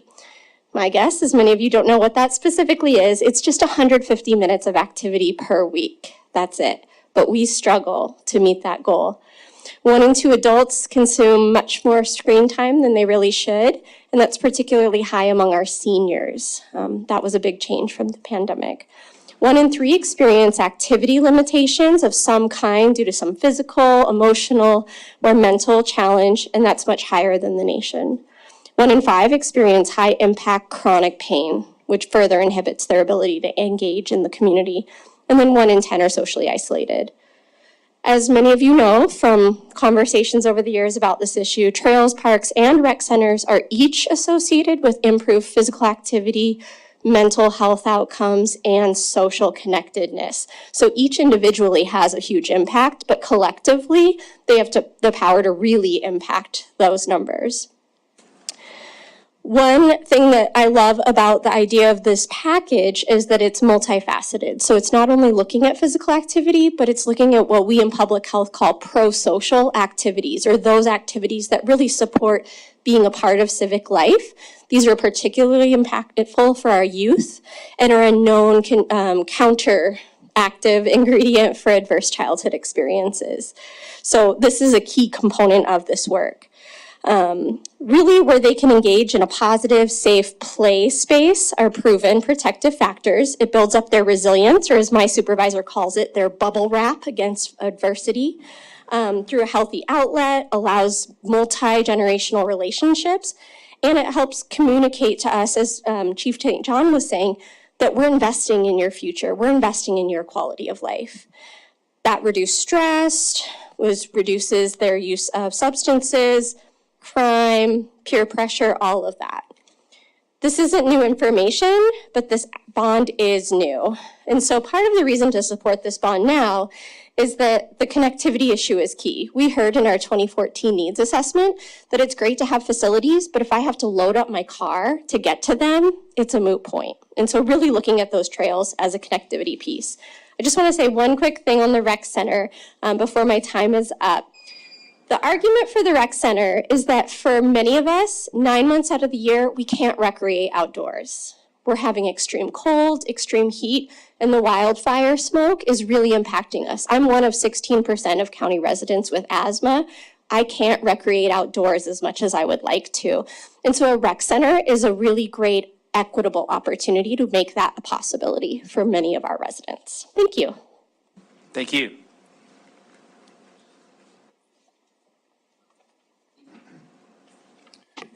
Mayor Cole, Council, Tom McLean, 2702 Montana Avenue, Unit 305.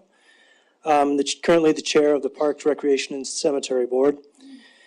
The proposal you're considering tonight is the result of a lot of effort and thought over the past several years from dozens of dedicated community members and a variety of organizations and backgrounds. I want to thank Rick DeVore for starting this. I want to thank Tom Rupsis for being our champion and leading the way, and all the city council people, all the city staff, and all the community members and community organizations who've given so much of their time and effort to this cause. I urge you to I urge your support to direct the city staff to finalize this bond proposal with your input, and I hope that you will all vote on at your July 10th meeting to place it on the November ballot and give the people of Billings the opportunity to invest in their community. The opportunity to invest in all the aspects of their community that new parks and trails will positively influence. Quality of life, health, public safety, as Chief St. John said, economic strength and resilience, workforce attraction to keep our businesses humming, and a sense of community and neighborhood pride, and also tourism, just to name a few. As Councilmember Rupsis points out, getting this measure on the ballot is the first of a three-step process, with the second step being getting the bond passed in November, and the third step, implementing all that it promises. But it all starts here, and it starts with you, so I hope you'll vote, or I hope you'll give the support to the staff to bring this to you at your July 10th meeting for a vote to put it on the ballot. Thank you. Thank you.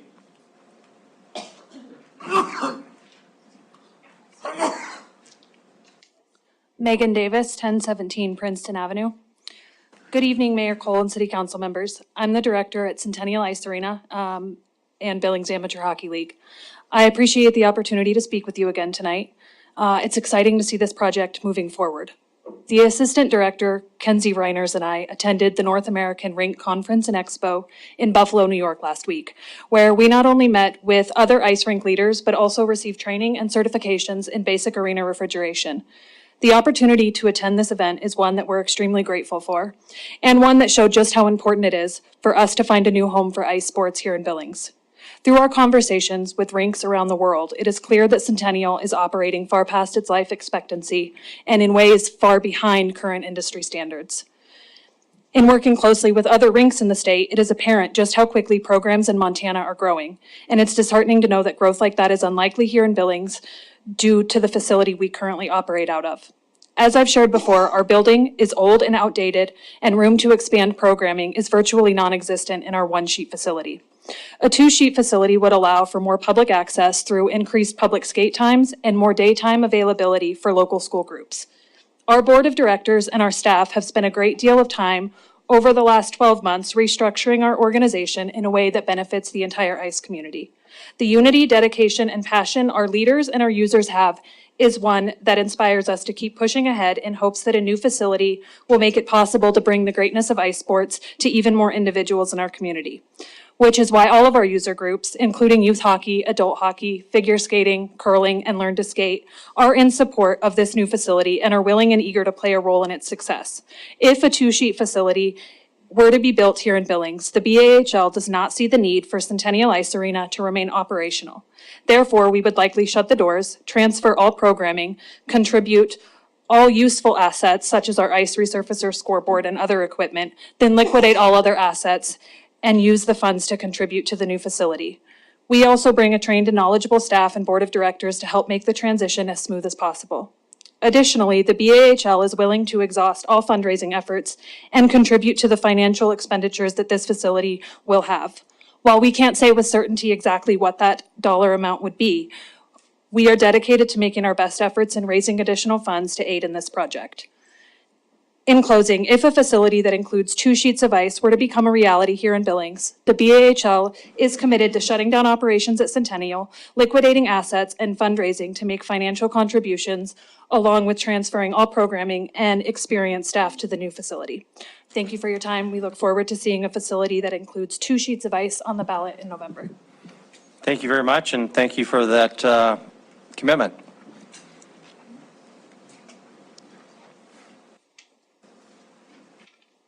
Sean Marshall. I live on Shooters Bluff Trail in Huntley. Council members and Mayor Cole, my name is Sean Marshall, and I'm the head swim coach for the Billings Aquatic Club, which has been in the community for over 40 years, and also the West High School Golden Bears. I'm the main representative for aquatics, as I have been involved in aquatics all my life, from lessons to competitive swim to masters and adult swim. I understand what everyone else is pledging to put forth for this project to get it on the ballot and put, as the mayor has said, skin in the game. However, we are a nonprofit USA Swimming team that rents from 4 different facilities throughout the year and maintains a 175 plus membership base with a high level achieving state championship winning team. What I can commit to you is, at multiple levels, our team's unwavering support and the guaranteed ability to support this program and this facility and sustainable financial success for the city due to our infrastructure and experience. The BAC team commitment. BAC will put its full team and full-time coaching staff into this facility for continuous usage on a multi-year contract. Average team numbers currently are 175 year-round swimmers, but are constricted due to the Rockies' capacity limit of 49, as well as MSUB pool capacity limit due to lane space during the high school season. The MHSA high school swimming commitment. All 4 high schools in Billings will be able to use this facility, and you have another 105 high school swimmers on top of the 175 from Billings Aquatic Club. For continuous usage in the December through February months, with the potential of hosting MHSA state champs each and every year. As far as assets, we have $70,000 in equipment assets commitment, which would be our full Colorado timing systems meet hosting package, including touchpads, starting system, computer console, 6-lane scoreboard, event header on the scoreboard, meet networking computers, networking printers, full live streaming capabilities, TV monitors, as well as other meet management software and other various needed necessities to run competitions. The facility surcharge commitment, which our team would impose on each incoming team that would come in. BAC hosts 6 meets throughout a year on a minimum. That's 400 athletes per meet that would come in. You would charge each swimmer a $25 facility charge, which would go back to the city. On 400, and just that's a low number on that. I think on the projections on the master plan, it would be even higher. But it would be 10,000 per meet minimum, 60,000 per year minimum for a 20-year commitment of 1.2 million to the city. Meet entrance fee commitment.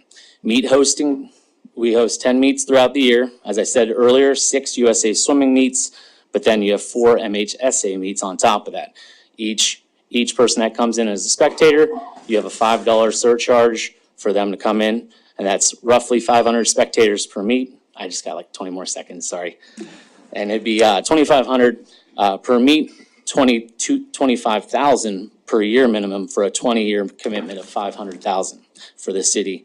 So a total of 1.7 million. The last and not least, both myself and our head age group coach, my wife, Coach Jessica Marshall, have worked as pool managers for Parks and Rec, as well as pool operators and lesson instructors and lesson managers all across the country. Swimming is my family's life and is our passion. I can't come to you with millions of dollars, but I can come to you with my hard-earned experience and successful resumes of my wife and I. And we will both throw ourselves into programming and operation of this facility the absolute best it can be. Thank you. Thank you, Sean. Thank you for that commitment. Also, your comments would be very helpful, I think, if we had in writing. So if you could maybe put those numbers in an email to the council and administration, I'm sure we'd find that very valuable. Thank you. Colonel. Mayor and council, thank you for allowing us to speak again. I am the new vice president of the BAC board, and I wanted to talk to you about the board's commitment to this facility. As a 501c3 tax exempt organization, there's not much we can do, but we will pledge to put our hard-earned time and effort into putting grants forward to advance and improve our community and our community's opportunity in aquatics.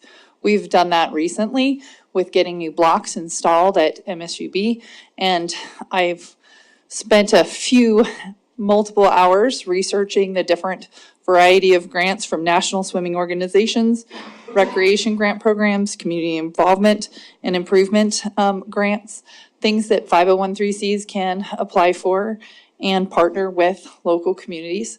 We will promise to put in for each of those grants as many as we can, with the goal of having at least one grant granted per year. Every other year, if we get something along those lines, that could be upwards of about $500,000 over a 20-year time frame. Our goal is to constantly improve our aquatics community, but our goal is also to constantly improve our kids. I have children that do multiple sports. They can't do that very easily throughout the year here because 9 months out of the year, they just don't have the facilities and the space to do it. That's why our entire board is committed to not just writing grants and trying to advance our community, but also in advertising to get this bill passed. We will put every ounce and every time that we can between now and November 7th to try and actually get this thing to pass on this board. I can't dedicate money to you, but I can dedicate time. And as a retired member, I have a lot of it. So I promise to do that for you. Thank you. Thank you.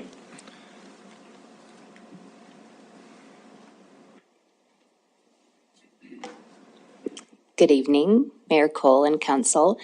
My name is Julie Seedhouse. I am the chair of the Board of Directors for the Billings Chamber of Commerce, which is located at 815 South 27th Street, and I also live at 104 North Broadway, number 308.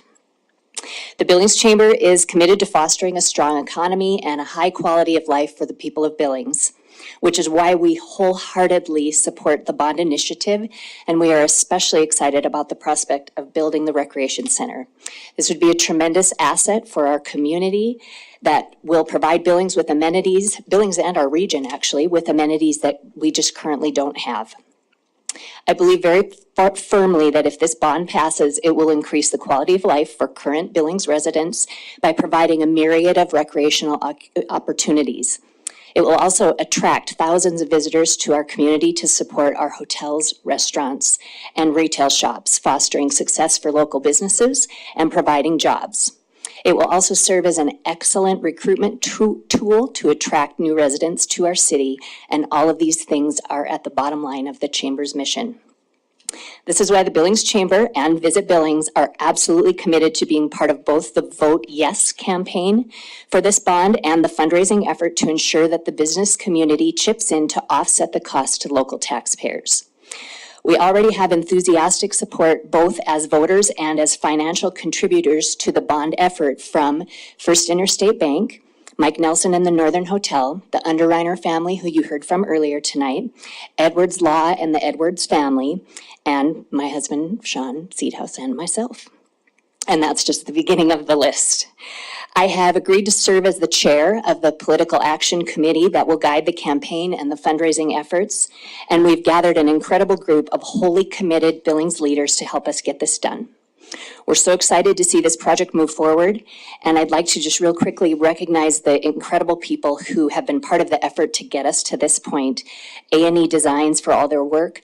All of the community leaders who were part of bringing the rec center to the table, the community leaders who worked on this bond package, which a special huge thank you to Councilman Rupes for your very hard work behind the scenes. We sure appreciate you.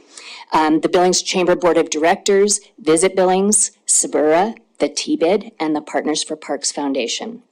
I'm super grateful to all of you, and I'm counting on your careful consideration for this very important project. Thank you. Thank you.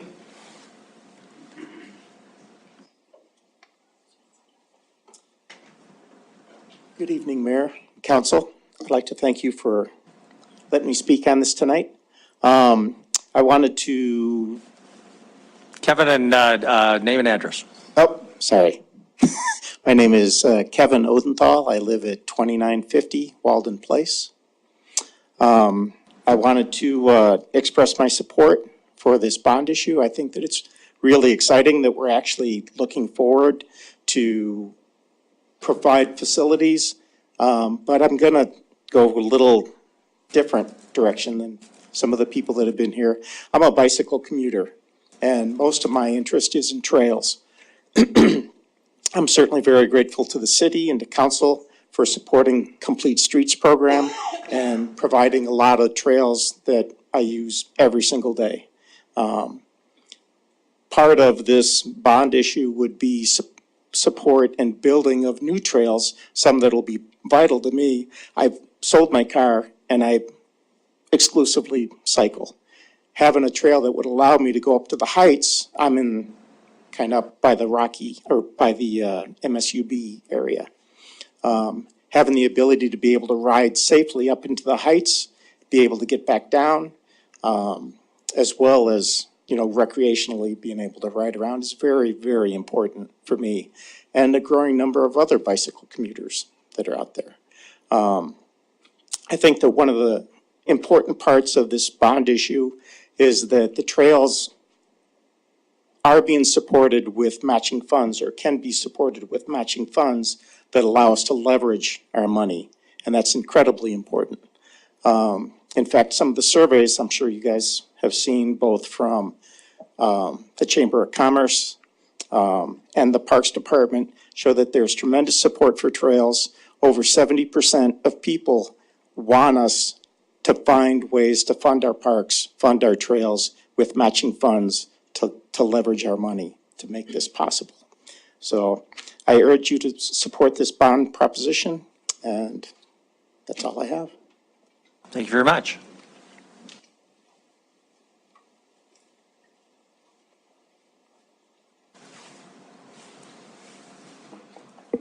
Mayor, councilmen, council people, my name is Joe Womack. I'm a resident of Billings. I've lived here for over 35 years with my wife, raised my family here.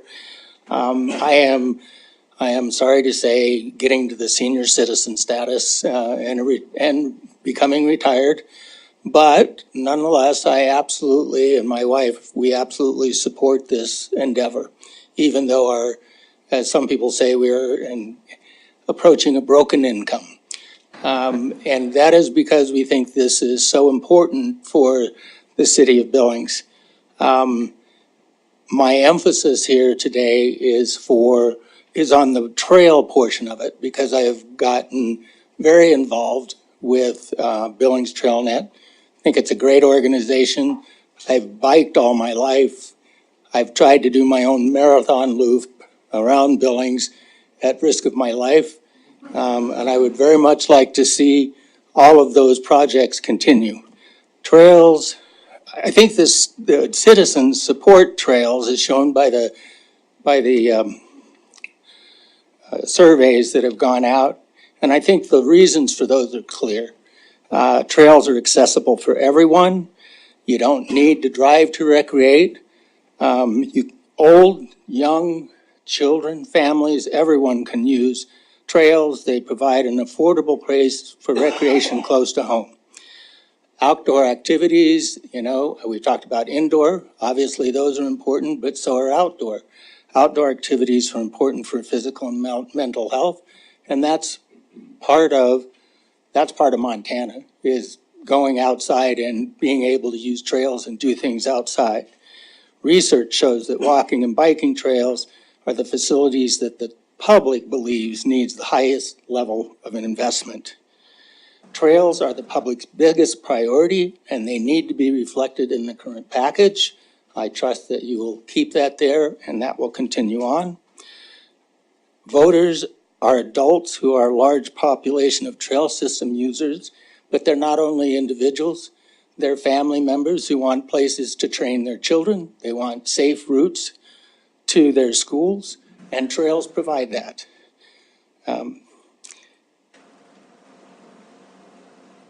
It's important to balance accessible recreation with facilities which require people to drive to them. Obviously, that's going to be part of it, but I think being able to go outside of your home, get on a trail and recreate is really important. Finally, as an employer in Billings for many years, I think that trails are absolutely essential for workforce and recruitment and maintaining Billings as a competitive workplace in the Rocky Mountain area. Thank you. Thank you.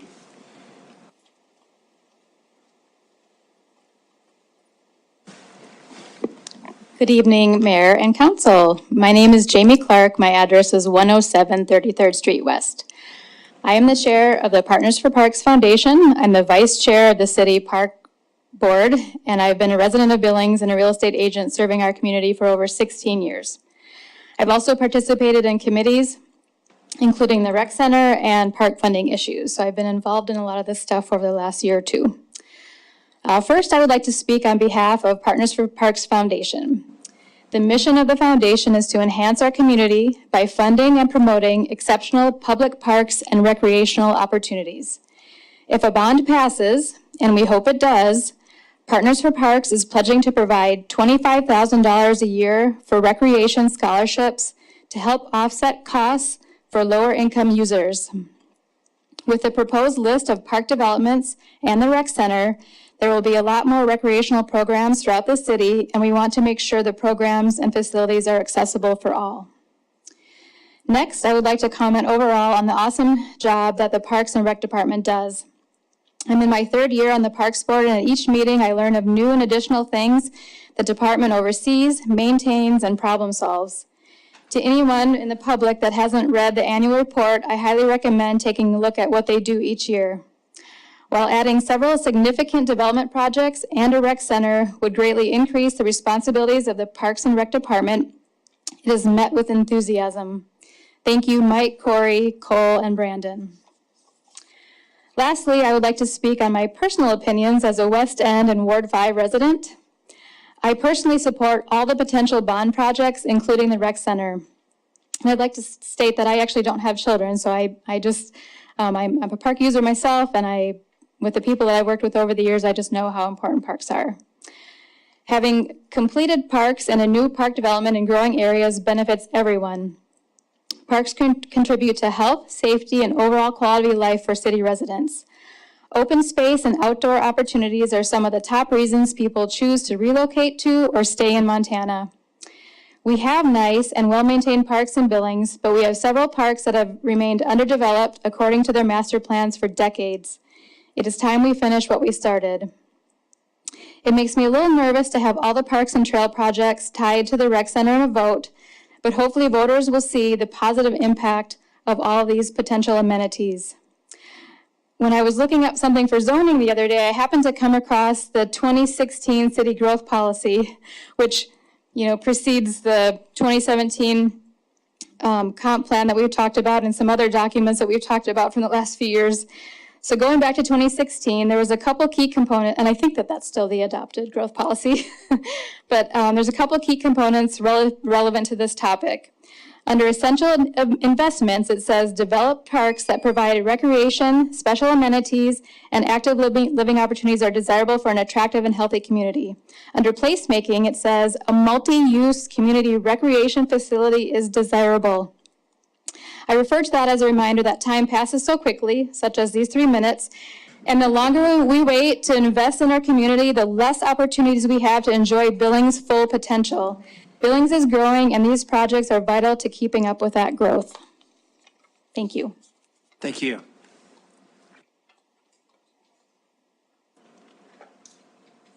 Good evening, Mayor, Council. My name is Rick DeVore. I think you all know me at 2614 Park Ridge Lane North. I'm a resident of Ward 4.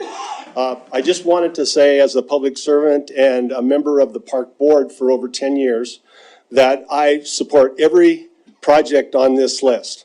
Maybe some a little bit more than others, but we need this thing done in its entirety, and we need to figure out a way to make sure that all of our young voters in this community get registered to vote and to be informed of how much benefit all of these projects are going to provide to them and their families throughout the years. Because we all know that there's a certain number of people in this town that are going to vote no on regardless of what the bond issue is that comes up. But when these all pass, the thing I would like to make sure we take a good, serious look at, and Councilperson Rupsis and I talked about this years ago when we were both on the Park Board, we need to complete projects. Centennial is not complete. Castle Rock is not complete. Started in 1982. It's still not done. We need to take this money, and they're the first parks that deserve this money if it gets passed. Centennial's the same way. Centennial Park was actually given to the city in the 50s with nothing done in that park for many years until Little League Baseball started putting fields in the north part of the park. Then, and I'm sure you know, I'm involved with Little League Baseball. We built Musburger Field, and then we got money that the council gave us to complete the beautiful new dog park and the rest of the park.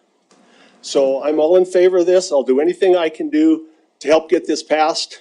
And I want to congratulate you guys all on the great job you did to put this package together. Thank you. Thank you. Next.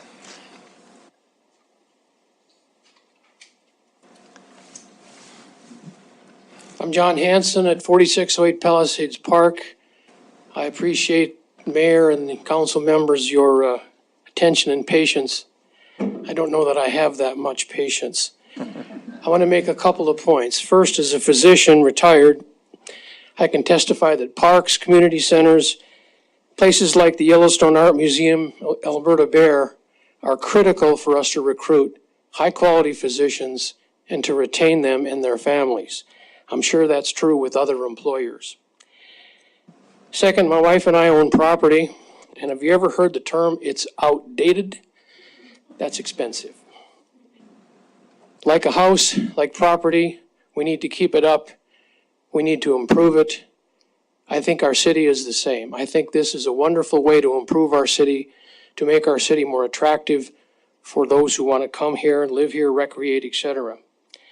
The point about leveraging federal money has been said a number of times, and I'm sure you all know how much money we've leveraged and will leverage. I plan to support this privately through TrailNet and support it privately with my legs. As I'm retired, I can do what I need to do. The last point I want to make is, I think you're all aware of this, but we need to find a way to make this happen, not to find an excuse not to make it happen. I think this is important to put in front of the voters. I think it's important to let the people decide. Thank you. Thank you.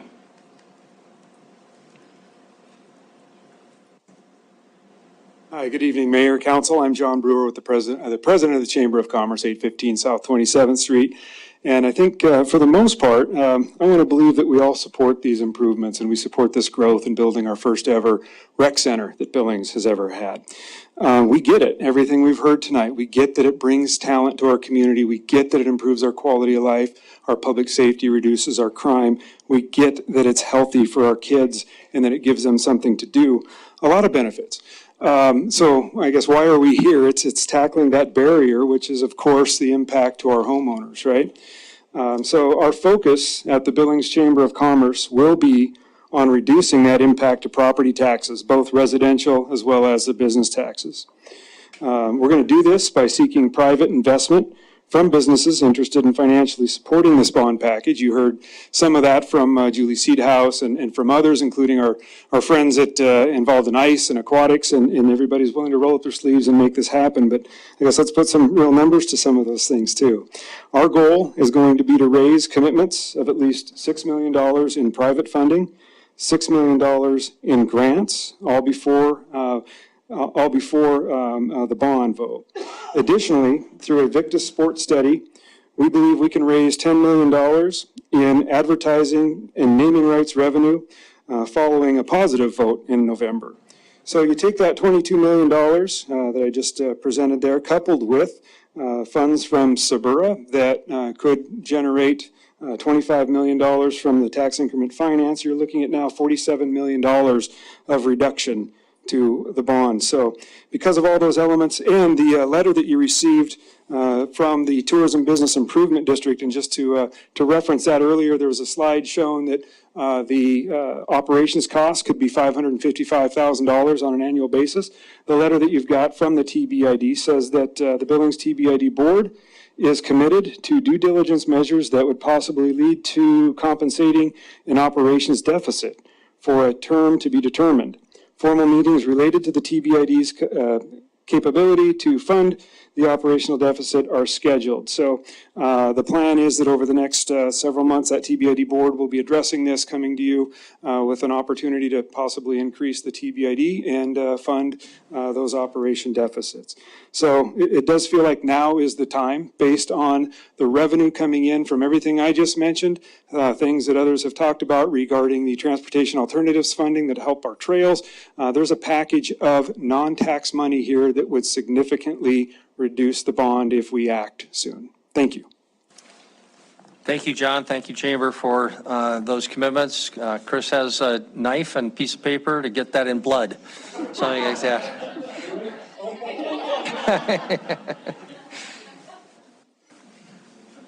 Hello, Mayor and Council. My name is Christy Drake. I reside at 2950 Walden Place, and I'm also the Executive Director of Billings TrailNet and also on the Bicycle Pedestrian Advisory Committee.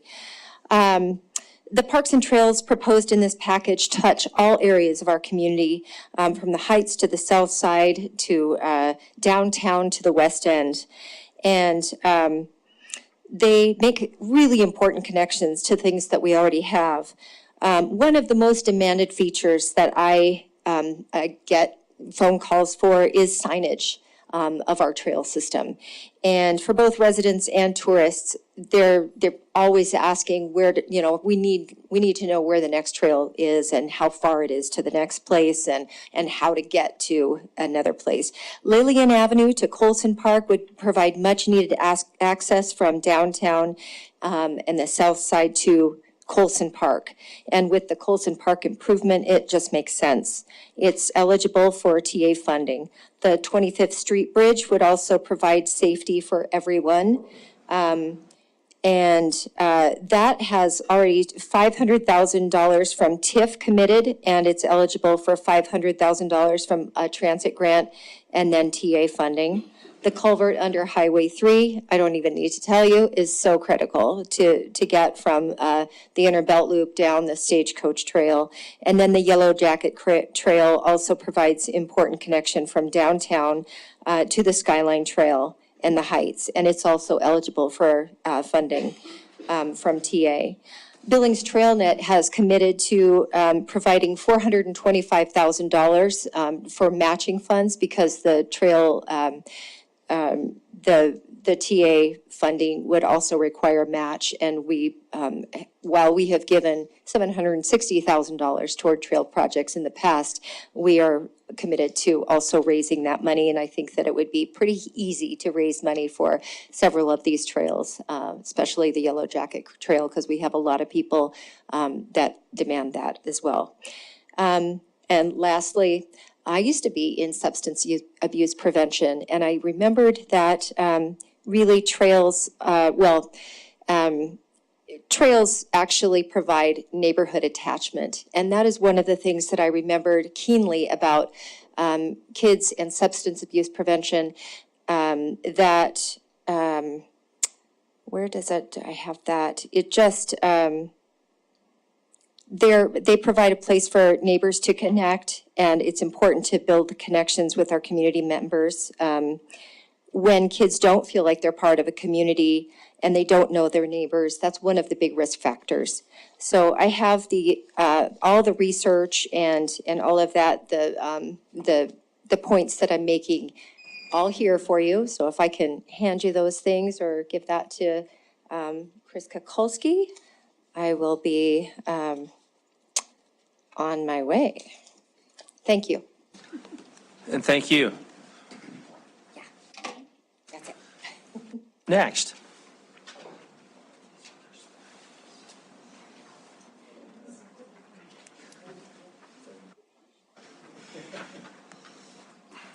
We're having an arm wrestling match back there. Council, Steve Arviskow, Executive Director for Big Sky Economic Development. Some facts first. Our median household income in Yellowstone County is about $65,000, a little bit higher actually than Missoula. And just for the record, based on the time you spend in city council, you're already about 15 hours behind your 150 minutes of physical activity every week. And the longer the hearing takes, the bigger that deficit goes. It has been my absolute pleasure to spend time with many of you over the course of the last year. Councilman Rupsis and Boyette and Shaw and others, Tom and Jamie and John Brewer and Mike and your whole parks team. It's really been a pleasure. We're talking about a really critical thing for our community right now. But this is a conversation that we have been a part of for a number of years. We started a conversation around parks in 2017 and then got to work at raising money for Colson Park development that right now is sitting in a bank account waiting for city commitment so we can start in earnest to develop that park. But over the course of last year, I heard several really important objectives that I want to have resonate with you tonight as you now take the ball and deliberate on what you're going to be voting on this in July. So here are the 5 objectives that I've heard, and I heard these repeated often as we came together as a group, and I think I've heard many of them in meetings you've had as a council. First one was, we want to impact the quality of our community in a meaningful way. We can't afford to just do a little bit here and a little bit there. If we're going to catch up to the 50 years of not developing parks in our community, it's got to be something that's impactful, that our voters will have confidence and be proud of for the long term. Second objective that I heard is coming alongside grassroots partnerships that already exist. And you've heard that by a great measure tonight, the financial commitment, the commitment of partnership. In fact, most of the quality parks development that's happened in our community over the last decade or so is come from grassroots effort. So we've set as an objective, partner with them, come alongside them, demonstrate the city's commitment to things they've already been leading in as well. Thirdly, make a signature investment that differentiates Billings.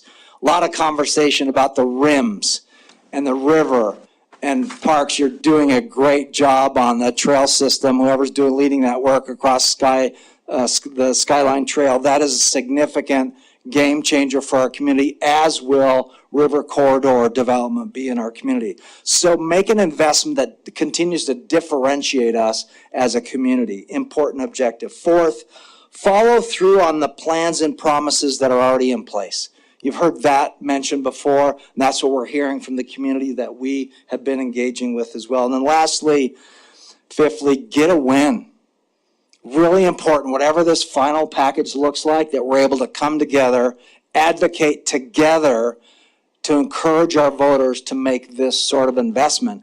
And I would be as bold as to say, it would be a really powerful statement if all city council members said, absolutely yes. We're going to advocate for this. We're going to support this issue, whatever that package looks like.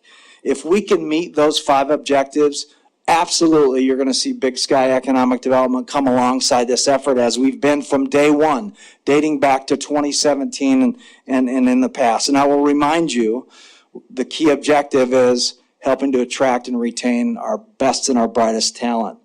Today, there's 4,700 job openings in our community that are going unfilled. And if we're not investing in our community, we're losing the war for talent, and we cannot afford to do that. Thank you, Council. Thank you. Next.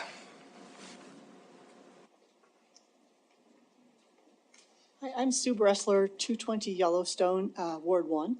And I'm sorry I didn't go before Steve, because I can't speak that well. But I come to you as one of the grassroots people, I guess, because I first got started with the city in 2008, I guess, 2011, with the Friends of Billings Dog Parks.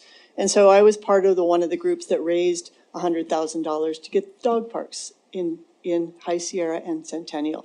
And that has evolved as a citizen who is really strongly believes in the parks, and realizing the funding issues with getting involved with the Parks Foundation. I took surveys around to PTA groups and to senior citizen homes and everywhere in between to get a feel from the public of what they would support and would they support parks. And a majority of people in all of those settings said, yes, we need more parks. It's important to our community. Even though, I had one lady that said, even though I can't get there very much anymore, my grandchildren do. And I really am in favor of the parks. So I guess I would echo the, let's find a way to make this happen, not an excuse so that it doesn't. And if I am right, I think that the last time this went before the voters was in 1999. So I think it's time that we put a great package to the public and let them decide. Thank you. Thank you.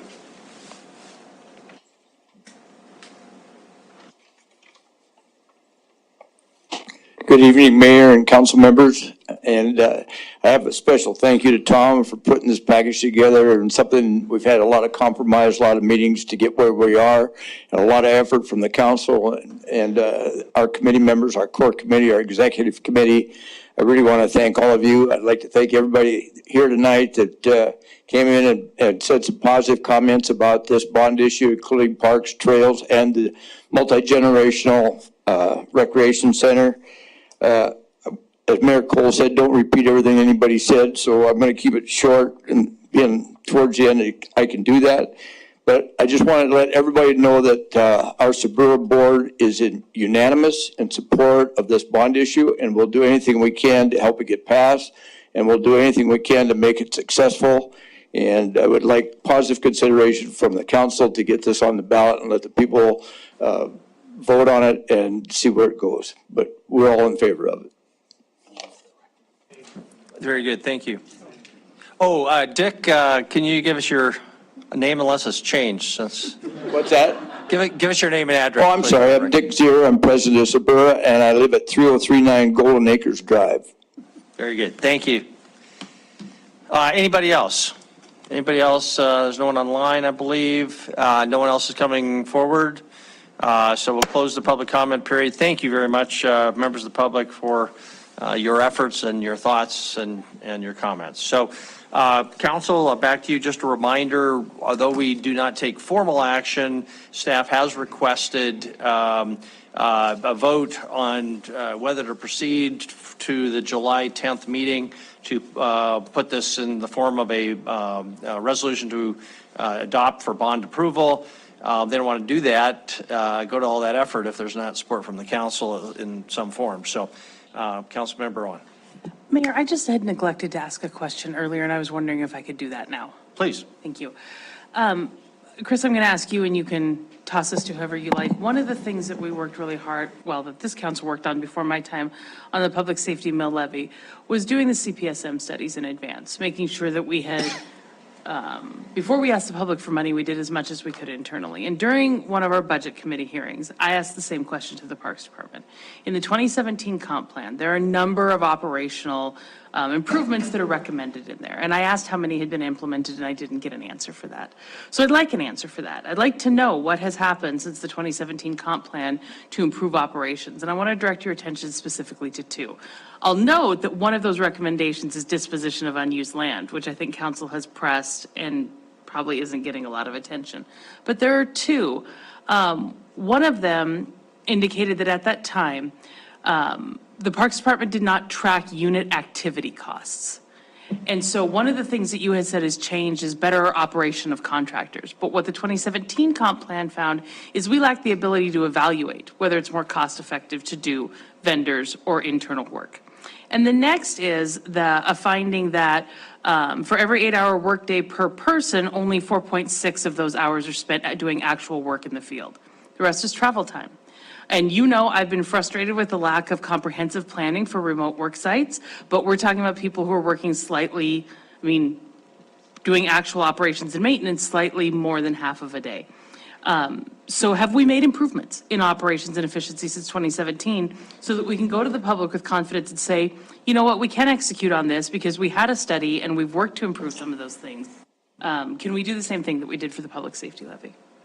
So Councilmember Owen, Mayor and Council, as you point out, the 2017 comp plan is somewhat equivalent to the CPSM. There's big spread between them. The CPSM was very crystal clear, 103 and 30 some recommendations on efficiency. That's what the study was for. I'm going to, I see Director Pig stepped up. I want to make sure what we do is give you the information we have, as well as then to report back to you in writing of the things rather than just kind of go from the cuff here tonight as to where we're at. But Director Pig, can you offer some things before we provide that in writing? Yes, thanks, Chris, and thanks, Councilmember Owen. So I have actually prepared answers to all of those questions, and so I don't have them with me tonight. I will get that copy to you. To answer at least our efficiency one that you're asking, we have done a large number of things since 2017 to improve that efficiency. I'll give you a prime example. We used to drive our mowers to every park. We would drive them all the way from our West End shop all the way to Ironwood. It takes hours to do that because it's a slow-moving vehicle.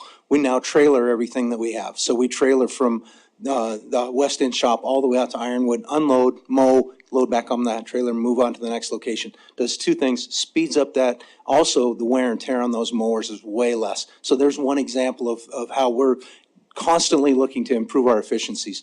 Another efficiency that we're working on and we continue to work on is our irrigation controllers. So we're doing the IQ controllers, which are a central control system. So no longer do we have to drive to the parks to make all of our irrigation adjustments. We can do it in an office. We can do it on a cell phone. So we're constantly looking at technology, ways in technology we can upgrade our efficiency. And we are currently working to implement CityWorks, and so that we can track those efficiencies a lot better and we can bring you that data. We don't have that at capacity right now, but we're working on that, so we'll be able to bring better data to you. Thank you very much. Councilmember Boyette, Councilmember Shaw? I had a couple of questions for Andy, if that's possible. Andy, we keep talking about the median taxpayer. What is the median price of a home? What will that, your guesstimate? I believe it's right around 300. Our estimate was, I want to say 270, but I think it's probably going to be a little bit higher, closer to 300. 300. Okay, so the second question, Mayor. Go ahead. Right now, you're estimating $161.66 for a median house. The chamber said that they're going to come up with some money. What's the mechanics of that? How does that affect, instead of me paying 160, 166, what happens? Yeah, so Mayor, Councilmember Boyette, we have a similar similar setup with the library. I think it's probably the most relevant recent example where the Library Foundation went and solicited donations and then gave a check to the city. I believe it was $300,000 per year for 10 years. And what that does is it just means we have to levy $300,000 less per year in property taxes. So whatever that debt service is, the donations will come in and we will generate less of it with tax revenue and then use the combination of tax revenue and donations to make the debt payment each year. So depending on how much we receive in annual donations, we would be able to tell you what that reduction would be, but at this point, I don't know what that is. Does that answer your question? Mayor. So how will we know that? Will something be presented to the council so we can tell the taxpayers, by the way, you're not paying 161, you're paying 150 or whatever it may be? Yeah, certainly I would imagine that any pledges or donations that would come along with these projects would come to council. Right now you have a policy that I believe any donation over $500 comes to you for acceptance.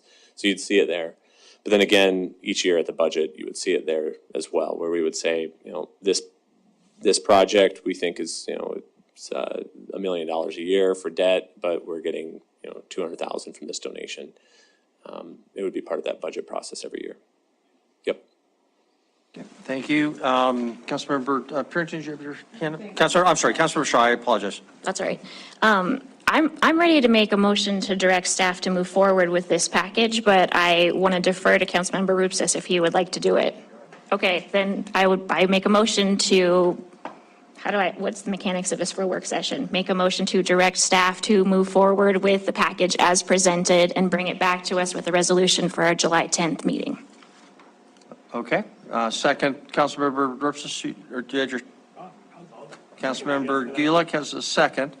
Okay, so the motion is for, to move forward consistent with the recommendation in your staff report for the July 10 meeting. Discussion now on that motion. Councilmember Shaw? Yeah, I'd like to speak to the motion. I was trying to think about how to do this because it seems weird to call it a council member, but I just want to really say thank you to Councilmember Rupsis for leading us on this journey. That it has been really, I think, a positive experience for our community. We've brought a lot of different groups have come together. I know I've been at many work session meetings. I know many other council members have, but I don't think we would be sitting here with a package that looks like this without your leadership. And so I want to really say thank you for that. I really appreciate it. For our community, I like this package. I like that it touches all parts of our community. I like that everyone is going to be able to point to something in their nearby vicinity and say, I was a part of voting to make that happen. I think the rec center is, obviously a significant piece of it, but we have people in our community that might not use that as much as they would some of these other parks that are closer to their house. So that's why I like that it kind of is comprehensive in terms of we're fixing up things that, like South Pool, which is the one I always talk about, but it's in such terrible shape. We're finishing some of the projects that we promised, or at least the community felt like we promised to complete years and years ago. And so I wouldn't suggest cutting anything from this. I think this is a very strong package, and I would echo what Steve Arviskow said, that if we could get all council members to support this going forward, I think that would send a very strong message to the community. Thanks. Thank you very much. So we do have a motion on the floor. Other comments? Councilmember Purinton. Discussion, I guess. So, thank you. So, Andy, I just want to clarify what you were telling Councilmember Boyette. So, with these projected donations, commitments from the various entities that said we're on board, those cannot be used in advance to bring that number down beforehand. So how do you go back and maybe in 2 years, it's going to be at 141? How do you assess those year to year if, Yep. Okay, I'll shut it once you That's right. Mayor, Councilmember Purinton. So the way that process works is you ask for the authority to borrow 100% of the project, because generally, when you see these large donations that come in the form of a commitment, not writing a check day one. So they say, I commit to, $1 million, $100,000 a year, until that million's paid. And so while you'll end up borrowing the entire amount initially, but then the source of repayment, which is property taxes, is less because you're using that donation each year to combine with the property taxes to make that payment. Okay. And that's how you end up reducing it overall. You borrow it all up front, though. So follow up, Mr. Mayor. Go ahead. So a lot of the support that we heard this evening was for people, proponents of the South Rec Center. Would those donations be specific to the rec center, or does it just go on the bond as a whole? Councilmember Purinton, I would say generally that the donor would very likely tie it to a specific project would be how I'd imagine it. But certainly somebody could, donate just to offset the debt for the entire project if they wanted. But I would imagine that's not likely to be the case. Okay. And one last question, Go ahead. Mr. Mayor. Sean and Megan, you both brought up points of assets from what you currently have. And I don't know who to address this question to, but with the ice and aquatics, if they have physical assets, timers, whatever else you mentioned in each of your certain part of the rec center, are those able to be used? Because this is a new facility. I suppose some of your equipment isn't brand new. Is that going to actually add or take away some of the pricing? I don't know if those are called soft costs or not. But anyway, would that actually help? I don't know who can answer that question. No one's standing up. Mike, maybe you can, and Mayor, Councilmember Parrington. So I would believe like any asset that they could bring in, we would find a use for it, as long as it's not, past its useful life. I know one of the things like they were talking about their ice maintenance machines. If that's still a usable piece of equipment, why wouldn't we, put it into service and start utilizing it? So I can see that there's some assets out there that would be beneficial to us. Not knowing what they have or knowing the requirements of the facility, since it hasn't actually even been designed, it's really tough to say how they would all tie together. But I would say any asset that they could bring would be one that we would look at to utilize, yes. Thank you. okay. Thank you. I'm sorry. He said Oh, yeah. Go ahead, Sean. I'll speak to the aquatics piece that I talked about. As far as our assets, the timing equipment and the console is all transportable. You move it to wherever you need to, you drop it in, you take it out at the end of the meet, you store it away. So it's perfectly, and it kind of works. We work with Colorado Systems. One we have in actually MSUB is Omega. It's a different brand. We were trying to get them to go with Colorado because then it would be redundancy. But as far as Colorado, we would package that, and if you need to get extra, you essentially have plenty of what you need. And it's everything, just like I said, we could take it across the country and drop it in a pool there and do it there. We could take it anywhere we need. So same with the scoreboard readout. We have 6, so essentially, if you build an 8-lane 50-meter, you just add on 2 more readouts and you're good to go. Perfect. Thank you. Yep. And it looks like Sean would like to comment on that on the hockey side. Ice side. Apologize. The ice side. I'll just add to that. Sean Seathouse, 104 North Broadway. In talking with Sean, he also, privately, his system is expandable too. So it can be scaled to a bigger facility. And from the ice perspective, we also have a building. It's on county land, but we have a building and the Zamboni, new scoreboard. There's lots of little pieces that are definitely on the table to be used in the new facility, or if not, liquidated for the dollars to be used in the new facility. Okay. And I guess I'd almost make more of a comment than a question here myself, which is that any pieces of equipment like that that are unique to a particular user's needs are going to be the last thing the city's going to pay for.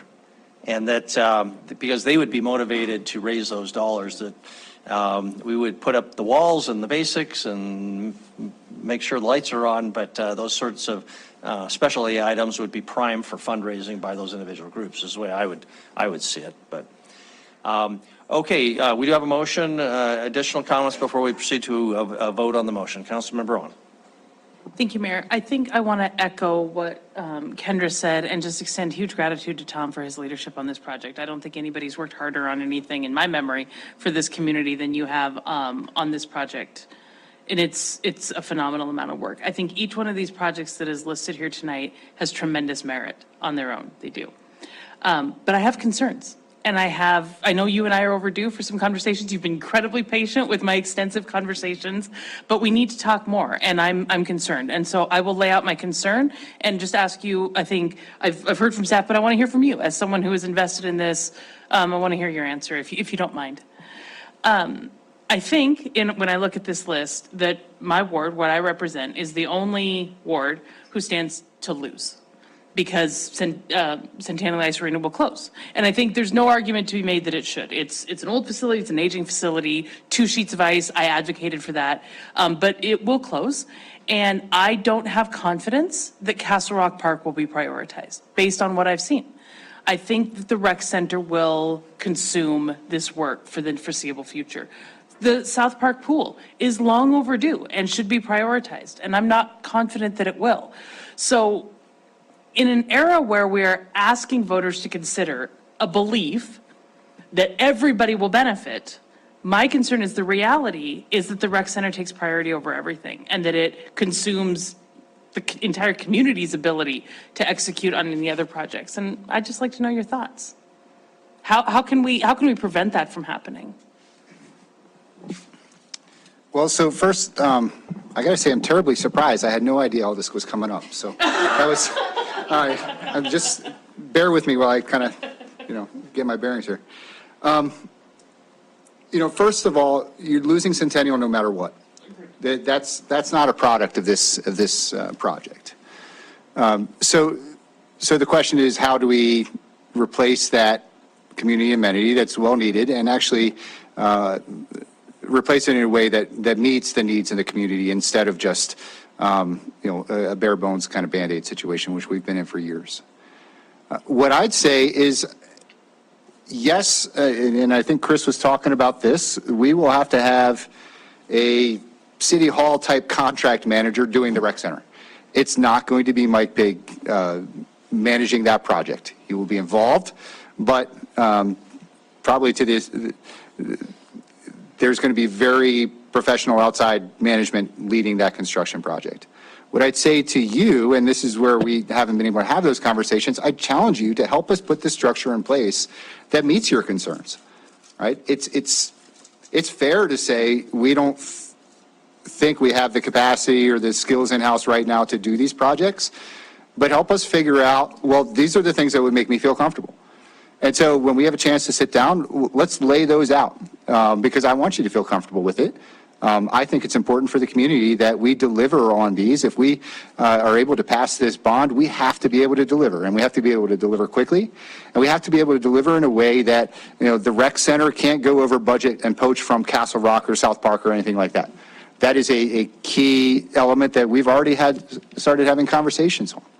All right, so help us put that structure to place that meets your requirements and puts those things, front of mind from day one. Because you're right, we have to be able to tell the community, this is how we're going to do it. This is how it's going to be managed. It's going to be managed professionally and responsibly, and we are going to be accountable for every dollar that we bond out. And if there are things that you feel need to be in place in order to do that, let's put it on the table and let's have those conversations. It's nice, and sometimes we get to sit here in council and just say, rah, rah, I don't like this, right? But it's up to us to put those things forward, and that's been a lot of what we've been doing. Everybody in this room and people around the city have been doing this for the last year and a half, trying to figure out what those things are. So yeah, let's work together on that. I think it's doable. I wouldn't be here supporting this proposal if I didn't think it was doable. But I do want to make sure that we're addressing those issues of accountability because they are important. Yeah, I think they're significant, and I think they're my primary concern. I'm concerned that we can't execute on this scope of the project that we're telling the public that we can. I'm concerned that we can't maintain these facilities and program them as aggressively as we should. And I need to know more. And I hope we're going to have a little more discussion tonight, but I sense we're going to push for a vote. So I just have a lot of questions at this point that are unanswered. Okay, thank you very much. Additional discussion, and then we'll try to move to a vote soon. Councilmember Joy?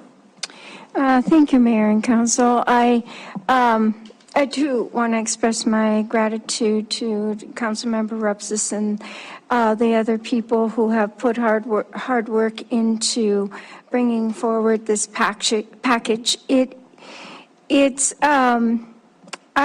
Everyone who spoke had so many good points.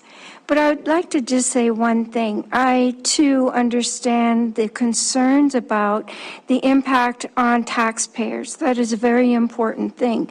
We know how we can take donations and at the same time adjust the assessments that we make on property taxes to reflect that reduction through donations. We can do that.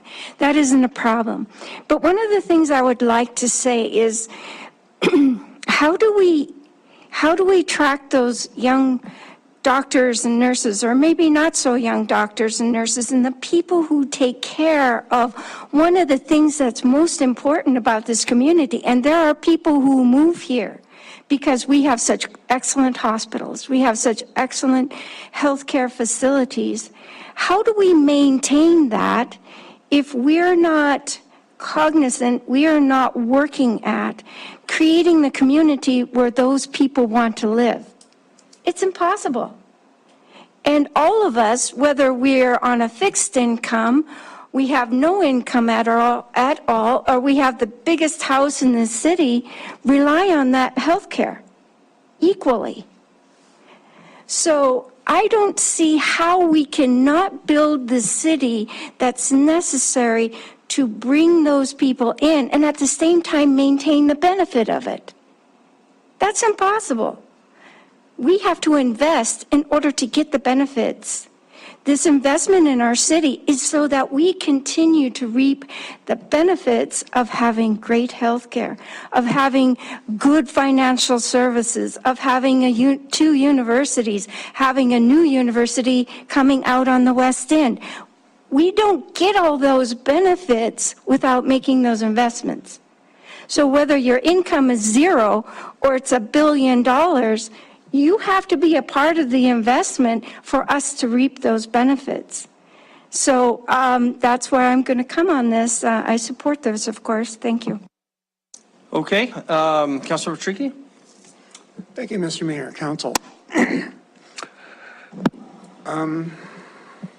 My biggest concern about Billings is that we have been saying no to investing in the future for generations, not just decades, generations.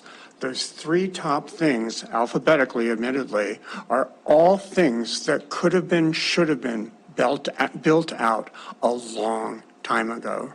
This should not be our first indoor recreation center here in Billings. If we had leadership in this city who was willing to at least allow the people of Billings to have a voice in what this is all about, we would be much further along the way.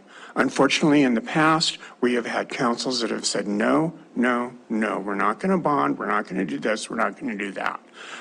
We need to have the leadership to say, hey, this is as good as we can come up with right now. We want your support. We want you to come in and vote on this bond, at least have the opportunity to vote on the bond, but certainly to support it and make it happen. Thank you. Thank you. Okay, Council, it's... Mayor, I've got Councilmember Tidswell online. Okay. And he's got his hand raised. I tried to promote him to panelist, but we'll see if he'll pop up here. Councilor Tidswell, if you can hear us, we're ready to hear you if you had something for us. Actually, I was just prepping for the vote there, Mayor. Thank you. Okay, thank you very much.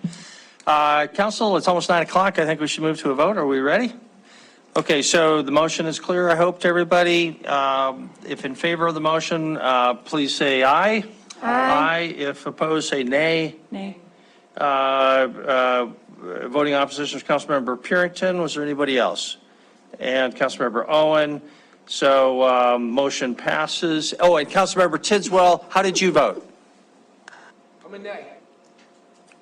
Okay, Councilmember Tidswell was a nay, and so motion passes 8-3. Staff, you've got your marching orders. Oh, I apologize. I was assuming we had Councilmember Neese with us, so it was 7-3.